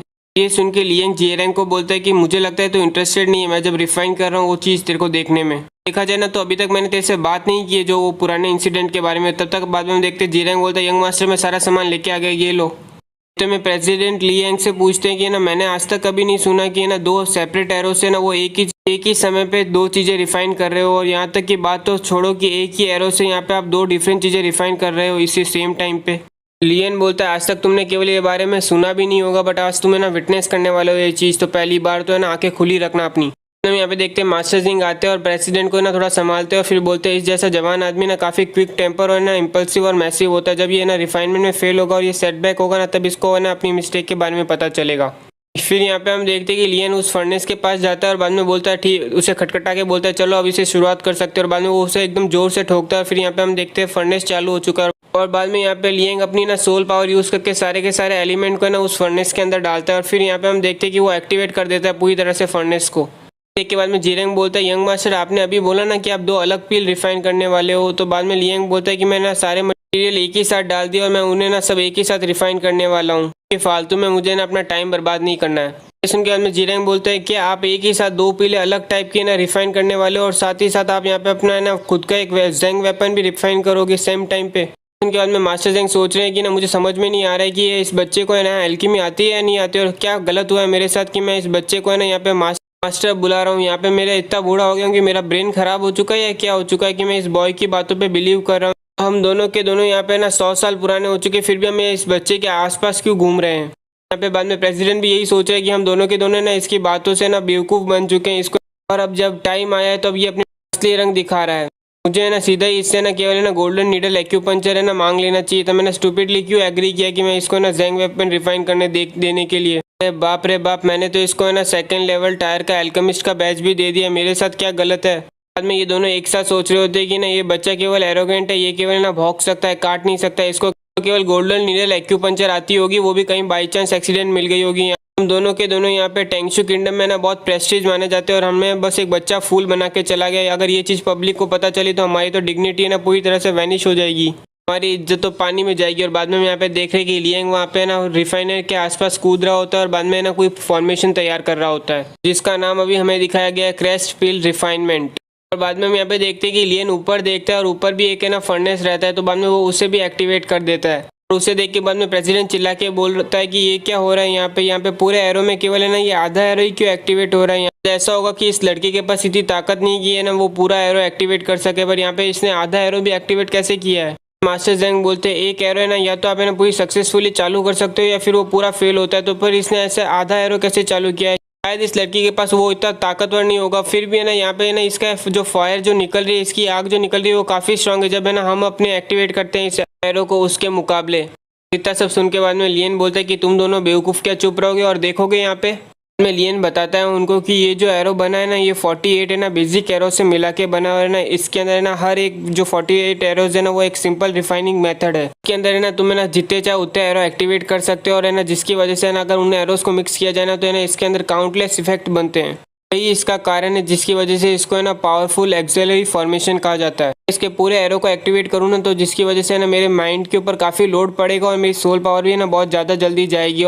इतने ज़्यादा लोड के साथ मैं कैसे है ना रिफाइन करूँ एक चीज़ को। यहाँ पे केवल मुझे है ना फर्स्ट टायर पिल बनानी और फर्स्ट टायर है ना जेंग वेपन बनाना है। इसीलिए मैंने केवल यहाँ पे 12 है ना बेसिक एरो एक्टिवेट किए हैं, जिससे यहाँ पे मैं 108 तरह के रिफाइनिंग मेथड यूज़ कर सकता हूँ, जो है ना मोर देन इनफ है मेरे काम के लिए। और ये सुन के बाद में ये दोनों के दोनों शौक है कि इस तरह से भी है ना इस फॉर्मेशन को यूज़ किया जा सकता है। हमें पता भी नहीं था कि, और बाद में आप इसे कैसे एक सिंपल रिफाइनिंग मेथड कह सकते हो। हाँ भाई हमें मार दो तुम तो यार, हमें मार दो। यहाँ पे बाद में हम देख रहे हैं मास्टर जिंग बोल रहे हैं मैं देख सकता हूँ, आखिरकार मुझे दिख रहा है यहाँ पे मुझे एक वाइड पाथ दिख रहा है जो मेरा ऑप्शन तो मुझे एल्केमी के अंदर ना और भी ज़्यादा ऊंचाइयों तक पहुँचा सकता है। मेरे को आखिरकार वो सनशाइन दिख रही है जिससे ना मेरा ना जो नॉलेज ऑफ गेट है ना वो खुल रहा है मेरे आंखों के सामने। यहाँ पे लियन समझा रहा होता है जब तुम रिफाइन कर रहे हो तो एल्केमिस्ट की माइंड और कहाँ पे है ना स्ट्रेंथ लगानी है और कहाँ पे दिमाग लगाना है वो बहुत इंपॉर्टेंट रहता है, वो एक क्रूशियल पॉइंट रहता है। इसीलिए तुम्हें यहाँ पे रिफाइनिंग के साथ साथ तुम्हें ना सिलेक्शन और है ना एक्टिवेशन ऑफ एरो भी है ना बहुत इंपॉर्टेंट स्टेप रहता है। एक अच्छा एल्केमिस्ट है ना एरो के बारे में भी पूरी अच्छी तरह से जानकारी करता है और उसे मास्टर करता है। वो यहाँ पे साफ साफ दिख रहा है कि यांगडी ने ये जो एरो कंस्ट्रक्ट किया है ना इसी से प्रूफ होता है कि उसने एल्केमी में कितनी अचीवमेंट पाई गई है और है ना वो किससे कितना तुम लोगों से ऊपर है। इतना सब सुन के बाद में यहाँ पे है ना जीरेंग बोल रहा है कि यंग मास्टर आप तो गॉड हो, आप भगवान हो। वैसे अभी आपने नहीं कहा था कि एल्केमिस्ट का दिमाग है ना बहुत इंपॉर्टेंट रहता है, तो फिर आप भी यहाँ पे बात क्यों कर रहे हो जब आप रिफाइन कर रहे हो। सुन के बाद में लियन बोलते तुम्हें क्या लगता है कि मुझे यहाँ पे बात करने में मजा आ रहा है? मैं तो यहाँ पे चिंता कर रहा था कि तुम जैसे इडियट्स को है ना तुम बेवकूफ़ों को कुछ समझ में नहीं आएगा, बट अगर तुम्हें नहीं सुनना है तो ठीक है मैं अब नहीं बोलूंगा। और अब यहाँ पे केवल तुम देख लो। यहाँ पे बाद में उससे पता चलता है कि उसने कितनी बड़ी गलती की और बाद में उसके पीछे जो दो जन रहते हैं ना वो तो इसको ऐसा लग रहा है कि अभी काटेंगे उसको और पटक पटक के मारेंगे। बाद में हम यहाँ पे देख रहे हैं जीरेंग है ना चुपचाप साइड में बैठा है कि मुझे माफ़ कर दो, और यहाँ पे हम देख रहे हैं वो तीनों की आंखें खुल चुकी है और है ना उसकी रिदम और ये सब देख के वो इंप्रेस हो चुके। बाद में वो चुपचाप देख रहे होते हैं लियंग को है ना उसकी हर एक मूवमेंट को नोटिस कर रहे होते हैं और वो समझने की कोशिश करते हैं। यहाँ पे वो तीनों की तीनों सोच रहे होते हैं कि हमने कभी इमेजिन भी नहीं किया था कि रिफाइन करना इतना ब्यूटीफुल तरीके से दिख सकता है, इतना खूबसूरत हो सकता है। यहाँ पे बाद में लियन बोलता है कि ना फर्नेस की फायर को एक सर्टेन तरीके से मेंटेन करना रहता है और एक रेंज में रखना रहता है, और यहाँ पे लगता है कि पिल अब है ना फॉर्म होने वाली है, तो अब तुम लोग है ना मुझे जेंग वेपन रिफाइन करते हुए देख सकते हो। और बाद में हम यहाँ पे देखते हैं वो एक पत्थर का गोला फेंकता है उसके ऊपर, और बाद में हम यहाँ पे देख रहे हो वो पत्थर का गोला मेल्ट हो चुका है। और उसे देख के बाद में मास्टर जेंग बोलते हैं ये तो है ना ओरिजिनल स्टेट है फाइन आयरन की। में लियंग बोलता है फर्स्ट टायर एल्केमिस्ट को हमेशा है ना typically first tier ingredient use करने चाहिए, तभी वो है ना उसकी डीप की अंडरस्टैंडिंग कर सकता है, उसके ना स्ट्रक्चर को अच्छी तरह से ना मेल्ट कर सकता है। की वजह से एक कॉमन फाइन आयरन भी ना एक जिंक वेपन बनाने के लिए यूज आ सकता है उसके ओरिजिनल स्टेट पे। बाद में हम यहाँ पे देखते हैं कि लियंग यहाँ पे पर्पल सन स्टोन निकालता है जो उसने अपने डिसाइपल से लिया होता है और बाद में उसे फर्नेस में फेंक देता है। और बाद में जैसे ही वो फर्नेस में जाता है तो बाद में हम यहाँ पे देखते हैं कि ना उस फर्नेस में बहुत ज़्यादा धुआं होने लगता है। बाद में यहाँ पे जीरेंग बोलता है कि मुझे कुछ दिख नहीं रहा है, यहाँ पे बहुत ज़्यादा धुआं है। और बाद में ना प्रेसिडेंट बोलते हैं अपनी सोल पावर यूज़ करके देख, सोल पावर यूज़ कर। यहाँ पे हम बाद में देखते हैं वो जो लिक्विड फॉर्म में आए हुए रहते हैं दोनों के दोनों, बाद में उससे ना वो कंडेंस करने की कोशिश करता है सॉलिड बनाने की। और बाद में हम यहाँ पे देखते हैं कि उससे ना एक तलवार सॉलिड हो जाती है और बाद में यहाँ पे तलवार को है ना अपने नीचे फेंकता है। और बाद में हम यहाँ पे देखते हैं वो तलवार घूमते घूमते सीधे है ना जमीन पे जाके गिरती है, और यहाँ पे हम देखते हैं उसने जमीन पे भी छेद कर दिया होता है उस तलवार ने। यहाँ पे हम देख रहे हैं वो तीनों की तीनों उस तलवार के पास में जाके देख रहे होते हैं कि तलवार कितनी अच्छी दिख रही है, वो एकदम वो जांच कर रहे होते हैं। और यहाँ पे हम देख रहे हैं कि लियन पीछे है ना वहाँ पे ना अपने ना फर्नेस को है ना सही कर रहा होता है। बाद में उस फर्नेस को बंद कर देता है, जैसे ही वो बंद करता है तो वहाँ पे बहुत धुआं आ रहा होता है, और ये सब देख के वो सोच रहे होते हैं कि आखिरकार ये पूरा खत्म हो चुका है क्या। यहाँ पे बाद में जीरेंग लियंग के पास जाता है और बोलता है मास्टर ये लो आप है ना थोड़ी सांस ले लो और ये पी लो, यहाँ पे आप बहुत थक चुके होगे रिफाइन करके। बाद में हम यहाँ पे देखते हैं कि लियंग उस बॉटल को सूंघता है और बाद में उस बॉटल को फेंक के बोलता है कि क्लामिंग स्पिरिट नेचुरल पिल, क्वालिटी इतनी लो है और इसकी प्योरिटी भी बहुत कम है, ये चीज़ तो अपने पालतू जानवरों को खिलाने के लिए काम आती है, इससे क्या इंसान भी खा सकते हैं क्या। यहाँ पे जीरेंग रो रहा होता है मेरी सेकेंड टायर कामिंग नेचुरल पिल तो मैंने बहुत महंगे दामों में खरीदा था। इतने में मास्टर जिंग उस लियन के पास में आते हैं और बोलते हैं लॉर्ड लियांग जी ये देखो मेरे पास है ना हाईएस्ट प्योरिटी की है ना पड़ी है पिल। पे हम यहाँ पे देखते हैं प्रेसिडेंट भी पास में आके बोलते हैं ये देखो मेरे पास भी स्पिरिचुअल पिल पड़ी है जो आपके है ना क्यूआई रिकवर कर देगी, ड्रामा पिल पड़ी है जो आपकी बॉडी और है ना स्पिरिट को नर्चर करेगी, फैंटेसी वाइट क्रेव पिल ये जो आपको है ना रात भर है ना एनर्जेटिक रखेगी। बाद में लियन उस पिल को उठाता है फैंटेसी वाइट क्रेव पिल को और वो बोलता है ये पिल तो रात को काम आने वाली पिल है ना। सुन के बाद में प्रेसिडेंट बोलते हैं अरे ये पिल तो मैं ना मास्टर जैंग के लिए लेके आया था। उनके मास्टर जैंग चिल्ला के बोलते हैं कि प्रेसिडेंट थोड़ा साफ साफ बोलो कौन सा मास्टर जैंग के लिए तुम बात कर रहे हो यहाँ पे वो डिस्कस कर ही रहे होते उतनी देर में लिएंगे ना एक पिल लेता है और बाद में मुंह में ले लेता है ये वाली। बाकी सारी पिलें यहाँ पे है ना बेकार और ट्रैश है, इसीलिए अब मुझे जल्दी से मेडिटेशन में जाना होगा। ये देख के बाद में जीरेंग बोलता है आपने तो है ना सेकंड टायर की फैंटेसाइट क्लर्क पिल ली है। बाद में यहाँ पे हम देख रहे हैं वो दोनों इसे चुप कराने में बोल रहे हैं कि चुप बैठा रहे तू। बाद में हम यहाँ पे देख रहे हैं वो तीनों की तीनों लियन के पास में बैठे हो, तीनों के तीनों अभी भी सोच रहे होते हैं कि उन्होंने एक सपना देखा है और है ना उनके लिए तो अभी जो रिफाइनमेंट लियन ने की है ना वो एक ब्रेकिंग ग्राउंड होती है, मतलब कि एक है ना नया तरीका होता है रिफाइनमेंट का, एक है ना इंस्पिरेशन होती है यहाँ पे और उनमें से तो कुछ ऐसे अभी भी बिलीव नहीं कर पा रहे होते अपनी आंखों पे जो उन्होंने देखा होता है। थोड़ी देर बाद में हम यहाँ पे देखते हैं लियन अपनी मेडिटेशन से बाहर आता है और वो बोलता है कि ना मैंने आखिरकार है ना 3/4 सोल पावर वापस से पा लिया है ना, सही में रिफाइन करने से ना काफ़ी है ना एनर्जी जाती है हमारी सोल पावर। उनके बाद में जेरेंग बोलता है कि यंग मास्टर आपने अपनी ना स्पिरिचुअल पावर और सोल पावर 1/3 से पा ली, वो भी इतनी जल्दी इतनी देर में। उनके बाद में लियन बोलता है इसमें इतनी अजीब बात क्या है, यहाँ पे मेरे पास सोल पावर केवल ना फर्स्ट टायर अल्केमिस्ट जितनी है, इसलिए नेचुरली है कि मेरी सोल पावर तुम लोगों से ना मास्टर लोगों से ज़्यादा जल्दी रिकवर होगी। ये सुन के जीरेंग बोलता है फिर भी ये बहुत ज़्यादा फास्ट है, बहुत ज़्यादा तेज है। फर्स्ट टायर सोल पावर को भी यहाँ पे एटलीस्ट है ना 7 दिन लगते हैं पूरी तरह से रिकवर करने के लिए, रिफाइन करने के बाद। और ये सुनने के बाद लियन बोलता है कि तेरी हिम्मत कैसे हुई, तुझ जैसे कचरे ने ना मेरे को अपने आप से कंपेयर करने की कोशिश भी कैसे की। और इसी के साथ आज का एक और एपिसोड कंप्लीट होता है। उम्मीद करता हूँ कि आपको ये एपिसोड अच्छा लगा हो, और अच्छा नहीं लगा हो तो आपके लिए कमेंट सेक्शन तो चालू ही है, आपकी कंप्लेंट सुनने के लिए हम यहाँ पे बैठे ही हैं, ठीक है। अगर लाइक कीजिए, सब्सक्राइब कीजिए और कमेंट सेक्शन, ठीक है।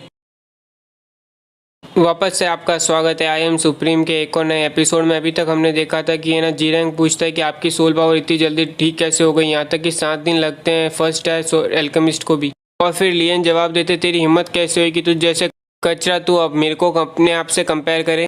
और बाद में हम यहाँ पे देखते हैं लियन अपनी जैंग वेपन को उठाता है और बोलता है ये इतना भी बुरा नहीं बना है, मैंने जैसा सोचा था वैसा ही बना है। और लियन बाद में ये तलवार उन दोनों को देख के बोलता है कि लॉर्ड जैंग और लॉर्ड जू बताओ तो सही तुम्हें कैसे लगती है ये तलवार। में देखते हैं मास्टर जिंग अपने हाथ में वो तलवार ले लेते और बोलते कि आप मुझे ना अपने नाम से ही बुलाइए लॉर्ड लियंग, आपको मुझे लॉर्ड कहने की कोई ज़रूरत नहीं है। फिर यहाँ पे हम देखते हैं वो दोनों इस तलवार को पकड़ लेते हैं और बाद में अपनी यूनिवर्सल डिटेक्शन स्किल अपनाते हैं और है ना उस तलवार को है ना जांच कर रहे होते हैं। लियंग पूछता है कैसी है ये तलवार। जिंग बोलते ये फर्स्ट ग्रेड वेपन है और ये परफेक्ट बेस है, इसके अंदर ऐसा लग रहा है कि ना धरती से ये वेपन निकला हो, इसके अंदर ना काफ़ी ऊर्जा और ताकत निकल रही है। ऐसा जैंग वेपन मैंने आज तक कभी नहीं देखा जो है ना इतनी हारमोनी में हो, इतना ज़्यादा स्टेबल हो। लेकिन ये फाइन आयरन स्वॉर्ड है ना अपने ओरिजिनल फॉर्म के अंदर है, तो ऐसा लग रहा है ये अनसील फॉर्म के अंदर है। तो मैं आपसे वापस से डायरेक्ट से पूछना चाहता हूँ कि है ना ये स्वॉर्ड क्या अनसील वापस से हो सकती है, या फिर है ना फिर इस तलवार का क्या होगा अगर ये अनसील नहीं होगी तो। और बाद में लियन जवाब देता है कि जब मैं इसको रिफाइन कर रहा था ना तो इसकी जो एक्सप्लोजिव पावर थी ना मैंने उसको कंडेंस करके ना सील कर दिया बेस के अंदर, इस तलवार के अंदर, तो इसलिए इसके अंदर अब मैं फाइटिंग करते समय इसके अंदर है ना वापस से पावर अनसील नहीं कर सकता। बट तुम लोगों ने देखा ही होगा कि मैंने पर्पल सनस्टोन डाला था आखिरी स्टेज में जब मैं रिफाइन कर रहा था। ये सुन के बाद में प्रेसिडेंट बोलते पर्पल सनस्टोन ये तो वही चीज मटेरियल है ना जिसका इस्तेमाल है ना ग्रेविटी चेंबर बनाने के लिए किया जाता है, ग्रेविटी फील्ड बनाने के लिए। और लियंग बाद में बोलता है हाँ बिल्कुल सही बोला, इससे ना मैं ग्रेविटी फील्ड बना सकता हूँ। तो मैंने सोचा कि ना इस तलवार के अंदर ही क्यों ना ग्रेविटी पावर डाल दी जाए, इसलिए मैंने इस जैंग वेपन के अंदर है ना 2 ग्रेविटी फील्ड की पावर डाली है। जरा तुम नज़दीक से देखना जब मैं इसको अनसील करता हूँ। बाद में हम यहाँ पे देखते हैं जियन जैसे ही अनसील करता है ना तो पूरी ना 10 टाइम ग्रेविटी चेंबर एक्टिवेट हो जाता है, वहाँ पे पूरी आसपास का एरिया ना 10 टाइम ग्रेविटी हायर हो जाता है। और बाद में जियन बोलता है ये ना 10 टाइम ग्रेविटी फील्ड और इसके साथ साथ मैंने एक और है ना ग्रेविटी फील्ड डाली, अगर मैं उन दोनों को साथ में एक्टिवेट करूँ ना तो यहाँ पे है ना 100 टाइम ग्रेविटी फील्ड आ जाएगी। बदकिस्मती से पर्पल सनस्टोन है ना ज़्यादा बड़ा नहीं था, वरना मैं यहाँ पे ना 3 ग्रेविटी फील्ड डाल सकता था, जिसकी वजह से ना 1000 टाइम ज़्यादा ग्रेविटी आ जाती है इसके अंदर वो वाला सर्कल में। वैसे देखा जाए ना तो मुझे लगता है कि ये जैंग वेपन में अच्छा हुआ कि मैंने थर्ड इफेक्ट डाला नहीं है, क्योंकि मुझे नहीं लगता कि है ना ये जैंग वेपन है ना इतना पावर है ना फोर्स है ना फोर्सफुली है ना सहन कर पाता इतना। अगर मैं तीनों ही ग्रेविटी फील्ड को एक साथ एक्टिवेट करूँ ना तो मुझे ऐसा लगता है ये वेपन है ना परमानेंटली डैमेज हो जाता है, इसकी बॉडी में ना वापस डैमेज आता फालतू में। और यहाँ पे हम देख रहे हैं इन दोनों के दिमाग में चल रहा होता है 3 फॉर्मेशन, 3 बार इनको इस वेपन को अनसील किया जा सकता है। और यहाँ पे मास्टर जैंग सोच रहे होते हैं कि एक जैंग वेपन जिसको ऑलरेडी वो अनसील है उसके बाद भी उसे ना और 3 टाइम अनसील किया किया जा सकता है। और बाद में वो जाके ना लियंग के पास जाके बोलता है, मास्टर लियंग यहाँ पे क्या आप है ना हमें दे सकते हो ये स्वॉर्ड है ना रिसर्च करने के लिए बस कुछ दिनों के लिए। और ये सुन के बाद में लियंग बोलता है कि मैं अगर तुम्हें ये स्वॉर्ड दे दूंगा तो फिर मैं क्या इस्तेमाल करूंगा उस टाइम पे। और वैसे अगर यहाँ पे मैंने ये तुम्हें स्वॉर्ड दे भी दी तुम 3 ट्रैशों को रिसर्च करने के लिए, तो फिर मैं क्या तुम्हारी वो ट्रैश स्वॉर्ड वो स्प्रिंग वाटर स्वॉर्ड यूज करूंगा। ये सुन के वो दोनों बोलते हैं शायद तक आप सही बोल रहे हो, हमारी गलती है। और यहाँ पे मास्टर जंग मनी मन सोच रहा होता है कि मैं बहुत एक्साइटेड था यहाँ पे अपनी ना तलवार दिखाने के लिए, शो ऑफ करने के लिए, बट अब मेरा मन है कि है ना मैं बस लियंग से मेरी तलवार वापस मांग लूँ और उसे तोड़ दूँ। मुझे है ना बिल्कुल है ना किसी को भी पता नहीं लगने देना होगा कि वो तलवार मैंने रिफाइन की है। यहाँ पे ये दोनों है ना ट्रैश कहने पे उदास हो रहे होते हैं, बट यहाँ पे जेरेंग तो मनी मन सोच रहा होता है कि है ना तुम्हें है ना अभी नहीं तो बाद में पता चल जाएगा कि है ना मास्टर लियंग से डांट खाना भी एक है ना प्राउड की बात है, एक ऑनर की बात है, एक आइडेंटिटी है, इससे भी आपको खुशी मिल सकती है। यहाँ पे बाद में लियंग कहता है इस स्वॉर्ड को बनाने का मेन पर्पस मेरा था कि मैं इससे ना ट्रेनिंग कर सकूँ, इससे ना मैं यहाँ पे है ना 10 फोल्ड ग्रेविटी और है ना 100 फोल्ड ग्रेविटी में एवरी डे है ना मैं यहाँ पे हर दिन है ना प्रैक्टिस कर सकता हूँ, जिससे मेरी प्रोग्रेस काफ़ी इंप्रूव होगी। वैसे मैंने सुना था कि एक स्वॉर्ड को अगर उसका नाम न दिया जाए तो उसको कोई आइडेंटिटी नहीं होती है, तो चलो मैं इसका नाम रखूंगा ब्लैक स्लैश। लगता है इन तीनों को ये नाम पसंद नहीं आया है। यहाँ पे हम बाद में देखते हैं जीरेंग पूछने वाला होता है यंग मास्टर से कि है ना आपने ये जो नाम दिया है बोला ये ब्लैक से कैसे, बाद में उसको एक दिमाग में कुछ हिट करता है और यहाँ पे ना लियंग ने कुछ सुना नहीं होता है। यहाँ पे बाद में जीरेंग मन में सोच रहा होता है अगर मैंने अभी आप इनके ना स्वॉर्ड के नाम के बारे में कुछ भी पूछा तो बाद में मास्टर लियंग का जवाब होगा कि तेरी हिम्मत कैसे हुई कि तू है ना मेरे से कुछ भी पूछे, यहाँ पे मेरी मर्जी मेरी स्वॉर्ड में कुछ भी नाम रखूँ। बाद में जीरेंग बोलता है मास्टर को कुछ नहीं मैं बस ऐसे ही बोल रहा था। वो मनी मन सोच रहा होता है अच्छा मैं यहाँ पे प्रेडिक्ट करना सीख चुका हूँ फ्यूचर को। बाद में हम यहाँ पे देखते हैं लियंग फर्नेस के पास जाके बोलता है चलो यहाँ पे अब हम पील तो देखे कैसी बनी है। जैसे लियंग दरवाजा खोलता है वहाँ पे ये दोनों बोलते हैं यहाँ पे ना कुछ घंटे हो चुके हैं इसको बनाए हुए, फिर भी यहाँ पे ना स्मेल आ रही है इस पूरे रूम के अंदर इसकी फ्रेग्रेंस की। यहाँ पे जैसे वो पिल को देखते हैं प्रेसिडेंट बोलता है क्या अमेजिंग पिल है, ये पूरी की पूरी प्योर पिल है। यहाँ पे बाद में हम देख रहे हैं जीरेंग सोच रहा है मनी मन की ये मेरी मास्टर की बनाई हुई पिल है, यहाँ पे मैं उनका स्लेव हूँ, मैं कितना खुश हूँ। बाद में यहाँ पे हम लिखा हुआ आता है साइड में नीचे की मास्टर का चमचा अचीवमेंट अनलॉक। और बाद में हम यहाँ पे देखते हैं लियन है ना उन पिल को अपने रिंग के अंदर डाल रहा होता है और वो बोल रहा होता है कि तुमने मुझे ना अपना रिफाइनमेंट रूम यूज़ करने दिया इसके लिए थैंक यू, और ना इस चीज़ के लिए ना मैं तुम्हें रिवॉर्ड देता हूँ कि तुम मुझे ना आधे तक कोई भी सवाल पूछ सकते हो मैं उसका आंसर दूंगा। मैं यहाँ पे ना आउटसाइड ऑफ है ना एल्केमी और है ना मार्शल आर्ट के अलावा यहाँ पे है ना मैं और बहुत म्यूजिक के बारे में, एरो मास्टरी के बारे में, आर्ट और है ना चेस और लड़कियों को कैसे पटाना है उसके बारे में अच्छे से जानता हूँ। बहुत से अचीवमेंट ले रखी है इन सब सब्जेक्ट्स में। और ये सुन के यहाँ पे हम देख रहे हैं कि वो तीनों के तीनों बहुत खुश हो रहे होते हैं और वो बोलते हैं रियली जैंगफेन है ना हुआ तो है ना यहाँ पे केवल है ना इस टेंगशू कंट्री के अंदर ही जाने माने लोग हैं, बट यहाँ पिछली लाइफ के अंदर लियन है ना यहाँ पे ना 9th हेवनली रूम के मास्टर थे जो है ना पूरी दुनिया में जाने जाते थे। इसके ना लिए ना बहुत से काउंटलेस पीपल है ना बहुत से ज़्यादा लोग है ना इससे भीख मांगते थे कि भाई हमें थोड़ा पढ़ा दो, हमें है ना थोड़ा सा टीचिंग दे दो आपकी। उन लोगों के सामने इन तीनों के सवाल ABCD जितने आसान है। फिर यहाँ पे हम देखते हैं उनको पढ़ाते पढ़ाते आधा घंटा बीत जाता है और यहाँ पे बाद में वो दोनों थैंक यू कह रहे होते हैं मास्टर लिंग आपका धन्यवाद आपने हमें पढ़ाया। सुन के बाद में लियन बोलता है मैं अभी जा रहा हूँ, अगर नेक्स्ट टाइम मिलेंगे तो मैं आपको वापस से कुछ पढ़ा दूंगा। लियंग को जाता देख के मास्टर जिंग है ना प्रेसिडेंट से पूछते हैं तुम यहाँ पे ये लियंग के बारे में क्या सोचते हो। प्रेसिडेंट बोलते हैं अनफेथेबल, इसका मतलब होता है कि ना जिससे पूरी तरह से कभी जाना ना जा सके, पूरी तरह से कभी समझा ना जा सके। जिंग बोलते हैं शायद तक हाँ पता है पास्ट में मैं थोड़ा लकी हुआ था कि है ना मुझे सम टाइम है ना लॉर्ड यांगडी से ना थोड़े उन्होंने खुद ने थोड़ा बहुत है ना टेक्निक समझाई थी यहाँ पे। और तुम्हें पता है यहाँ पे लियन और लॉन्ग यांगडी ना दोनों सेम ही ऑरा और वाइब देते हैं मुझे, दोनों काफी सिमिलर लगते हैं मुझे। सुन के बाद में प्रेसिडेंट बोलता है कि हम एल्केमिस्ट है, हमें ना एक ही चीज़ की वैल्यू रखते हैं वो है राइटफुल इन्फॉर्मेशन की। और यहाँ पे अगर समझ लो मास्टर लियंग है ना यहाँ पे सही में है ना लॉर्ड यांगडी के डिसाइपल है ना तो हमें ना उसकी बात कभी टालनी नहीं चाहिए। क्योंकि मास्टर जंग बोलते हैं मुझे बिलीव है कि है ना वो लॉर्ड यांगडी का डिसाइपल नहीं है मेरे को है ना, क्योंकि उसने जो ऐसी फीलिंग दे रहा है तो लॉर्ड यांगडी से भी ना बहुत ज़्यादा मिस्टीरियस फीलिंग आती है जब मैं उसके सामने रहता हूँ, बहुत ज़्यादा मिस्टीरियस।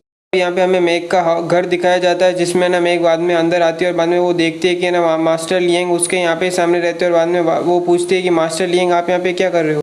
और उसकी शक्ल देख के बाद में बोलते हैं क्या हुआ मास्टर लियंग कुछ गलत हुआ है क्या। और बाद में लियंग बोलता है कि यहाँ पे बेग कहाँ पे है।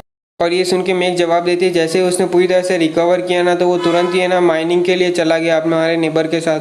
टाइम पे हम यहाँ पे देखते हैं बेग वहाँ पे अंदर आ जाता है और बाद में यहाँ पे बोलता है कि मास्टर यहाँ पे आप क्या कर रहे हो, यहाँ पे देखो मास्टर और मेरी बहन देख मैंने यहाँ पे ना बहुत ज़्यादा और माइन किए हैं आज। उतनी देर में हम यहाँ पे देखते हैं लियन उसके पास जाके है ना बेग को है ना एक तमाच लगा देता है, जोरदार है ना थप्पड़ मार देता है। बाद में हम यहाँ पे देखते हैं लियन उसे बोलते हैं मेरे सामने झुक। और यहाँ पे हम देख रहे हैं एक तमाचे से यहाँ पे बेग के ना पूरे ना गाल को सूज जाता है और ना उसके मुंह से खून निकल रहा होता है। बेग पूछता है कि तुमने मुझे मारा क्यों।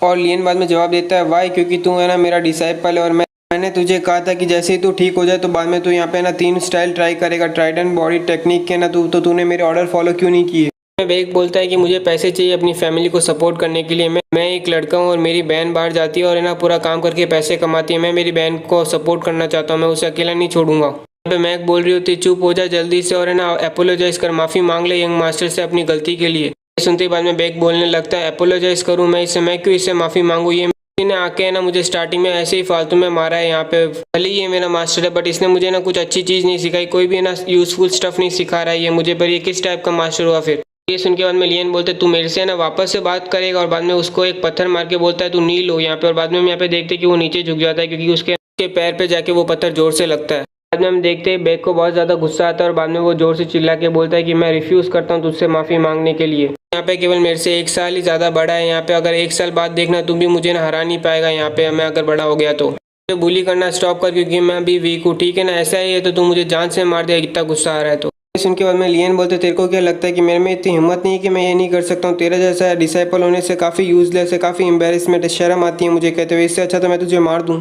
और इसी के साथ आज का एक और एपिसोड कंप्लीट होता है। उम्मीद करता हूँ कि आपको ये एपिसोड पसंद आया होगा। और है ना आज केवल 2 ही एपिसोड आने वाले क्योंकि है ना सोसाइटी में बहुत शोर हो रहा है, तो कल मैं 3 या 4 एपिसोड अपलोड करने की कोशिश करूँगा। तो होने के लिए आपका मोटिवेशन बहुत ज़्यादा ज़रूरी है, इसलिए लाइक कीजिए, सब्सक्राइब कीजिए और कमेंट सेक्शन तो खुला ही है आपके लिए।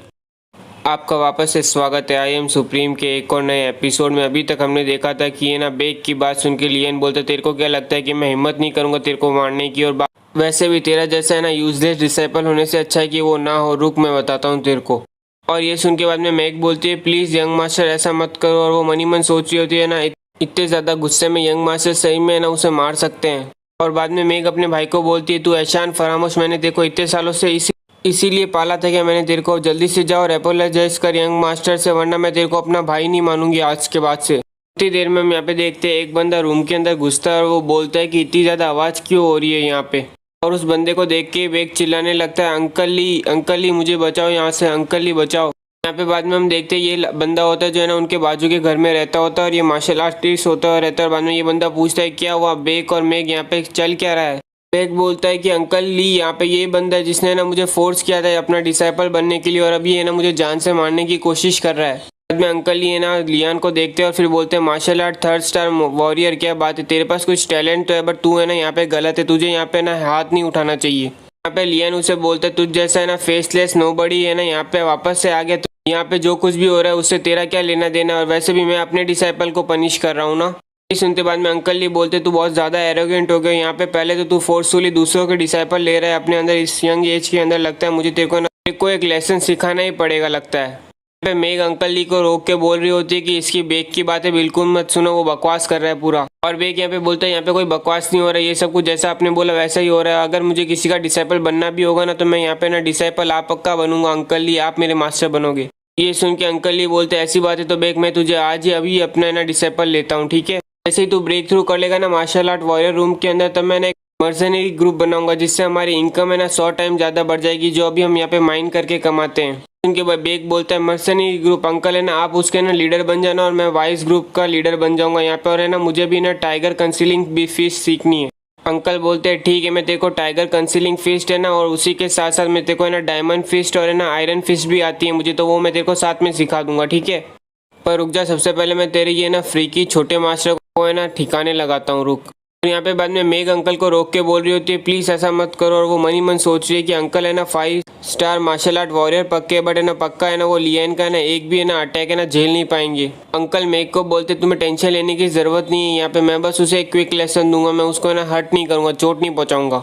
बाद में यहाँ पे लियन बोलता है मैं यहाँ पे ही खड़ा हूँ और यहाँ पे मैं बिल्कुल मूव भी नहीं करूँगा, तेरे अटैक को डॉच भी नहीं करूँगा और तेरे साथ फाइट भी नहीं करूँगा, और साथ साथ मैं अपना है ना QI भी यूज़ नहीं करूँगा।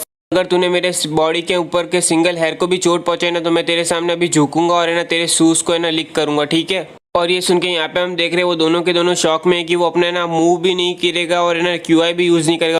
फिर यहाँ पे हम देख रहे हैं अंकल अपना अटैक तैयार करते हुए हंसते हुए बोलते हैं कि तू काफी फियरलेस है, तूने अभी बोला है कि तू हिलेगा भी नहीं, डॉज भी नहीं करेगा और अपना QI भी यूज नहीं करेगा। अगर यहाँ पे मेरे सामने 9 हेवनली मार्शल आर्ट सुवेरेन भी खड़े रहते ना तो भी वो मेरे डायमंड और है ना आयरन सेट फिश के सामने ना थोड़ा तो हिल ही जाते हैं वो भी। तो अब आजा, ये ले ईट, ये ले मेरा अटैक। और बाद में हम यहाँ पे देखते हैं लिएंग वापस से अपनी सोल पावर यूज करता है और बाद में ना मेंटल अटैक करता है उसके ऊपर और बाद में उसे बोलता है यूनिवर्सल गार्डियन एक्सेल। यहाँ पे हम देख रहे हैं अंकल ली है ना उस अटैक से पूरी तरह से है ना एकदम घायल हो चुके हैं दिमाग के तौर पर बाद में। और यहाँ पे बेक और है ना मेक देख के ना बहुत शौक है कि अंकल ली को हुआ क्या। और उतने में लियन बाद में है ना अंकल को बोलता है कि नीचे झुक और है ना मेरे सामने चलते हुए और है ना मेरे जूते चाट। और यहाँ पे हम देख रहे हैं कि अंकल है ना वही कर रहे होते हैं उसके बाद में। और ये देख के बाद में बेक बोल रहे हैं अंकल ही जल्दी से खड़े हो जाओ, यहाँ पे आप क्या कर रहे हो, खड़े हो जाओ, जल्दी से अपना डायमंड फिस्ट यूज करो है ना उसे उड़ा दो जल्दी से। और पर यहाँ पे हम देख रहे हैं अंकल ही है ना उसके बाजू में जा रहे होते हैं और अपनी जीभ बाहर निकाल के लियन का जूता चाटने वाले होते हैं। उतनी देर में हम यहाँ पे देखते हैं लियन उसे ना एक लात मार के भगा देता है और बोलता है तेरी इतनी हैसियत नहीं कि तू मेरा जूता चाटे। और ये देख के बैग बिल्कुल शॉक के अंदर वो सोच रहा है कि है ना हमारे अंकल ना ब्रेव और टफ है और यहाँ पे वो है ना अभी एक ही वार के अंदर ना इस लिटिल मैगेट से हार गए। बाद में हम देख रहे हैं लियन है ना बैग के पास में जाता है और उसे बोलता है तूने बोला था ना तुझे मरना है तो रुक अभी तेरी टर्न है चल अब। ये सुन के बाद में बैग चिल्ला के बोलता है मुझसे दूर हो जा, मुझसे दूर रहे। और बाद में हम यहाँ पे देखते हैं मेग है ना लियन को रोक के बोलते हैं यंग मास्टर प्लीज उसे फॉरगिव कर दो, ये ना वो अभी बहुत छोटा है इसलिए वो कुछ समझ नहीं पाया होगा, इसलिए प्लीज उसे माफ कर दो, ये मेरी गलती है कि मैंने उसे अच्छी तरह से ना टीच नहीं किया, ये मेरी गलती है, फिर छोड़ दो उसे। सब सुनने के बाद लियन उसे बोलता है कि ना इसके पास है ना काफी अच्छी बॉडी है, इसका शरीर काफी अच्छा है मार्शल आर्ट के लिए, बट अब कुछ भी हो मुझे अब ये नहीं चाहिए, मैं यहाँ से जा रहा हूँ। और लियन को जाता हुआ देख के बाद में बैग चिल्ला के बोलता है प्लीज मत जाओ। और बाद में हम यहाँ पे देख रहे हैं कि ना बैग है ना धीमे धीमे ना अपने कदमों में चलते हुए है ना लियन के पास में जाता है और बोलता है कि मैं नहीं चाहता कि आप मुझे जाओ, मुझे जल्दी से आप है ना मुझे पढ़ाओ, ठीक है ये मास्टर प्लीज मुझे बताओ मैं रॉन्ग था, मैं गलत था।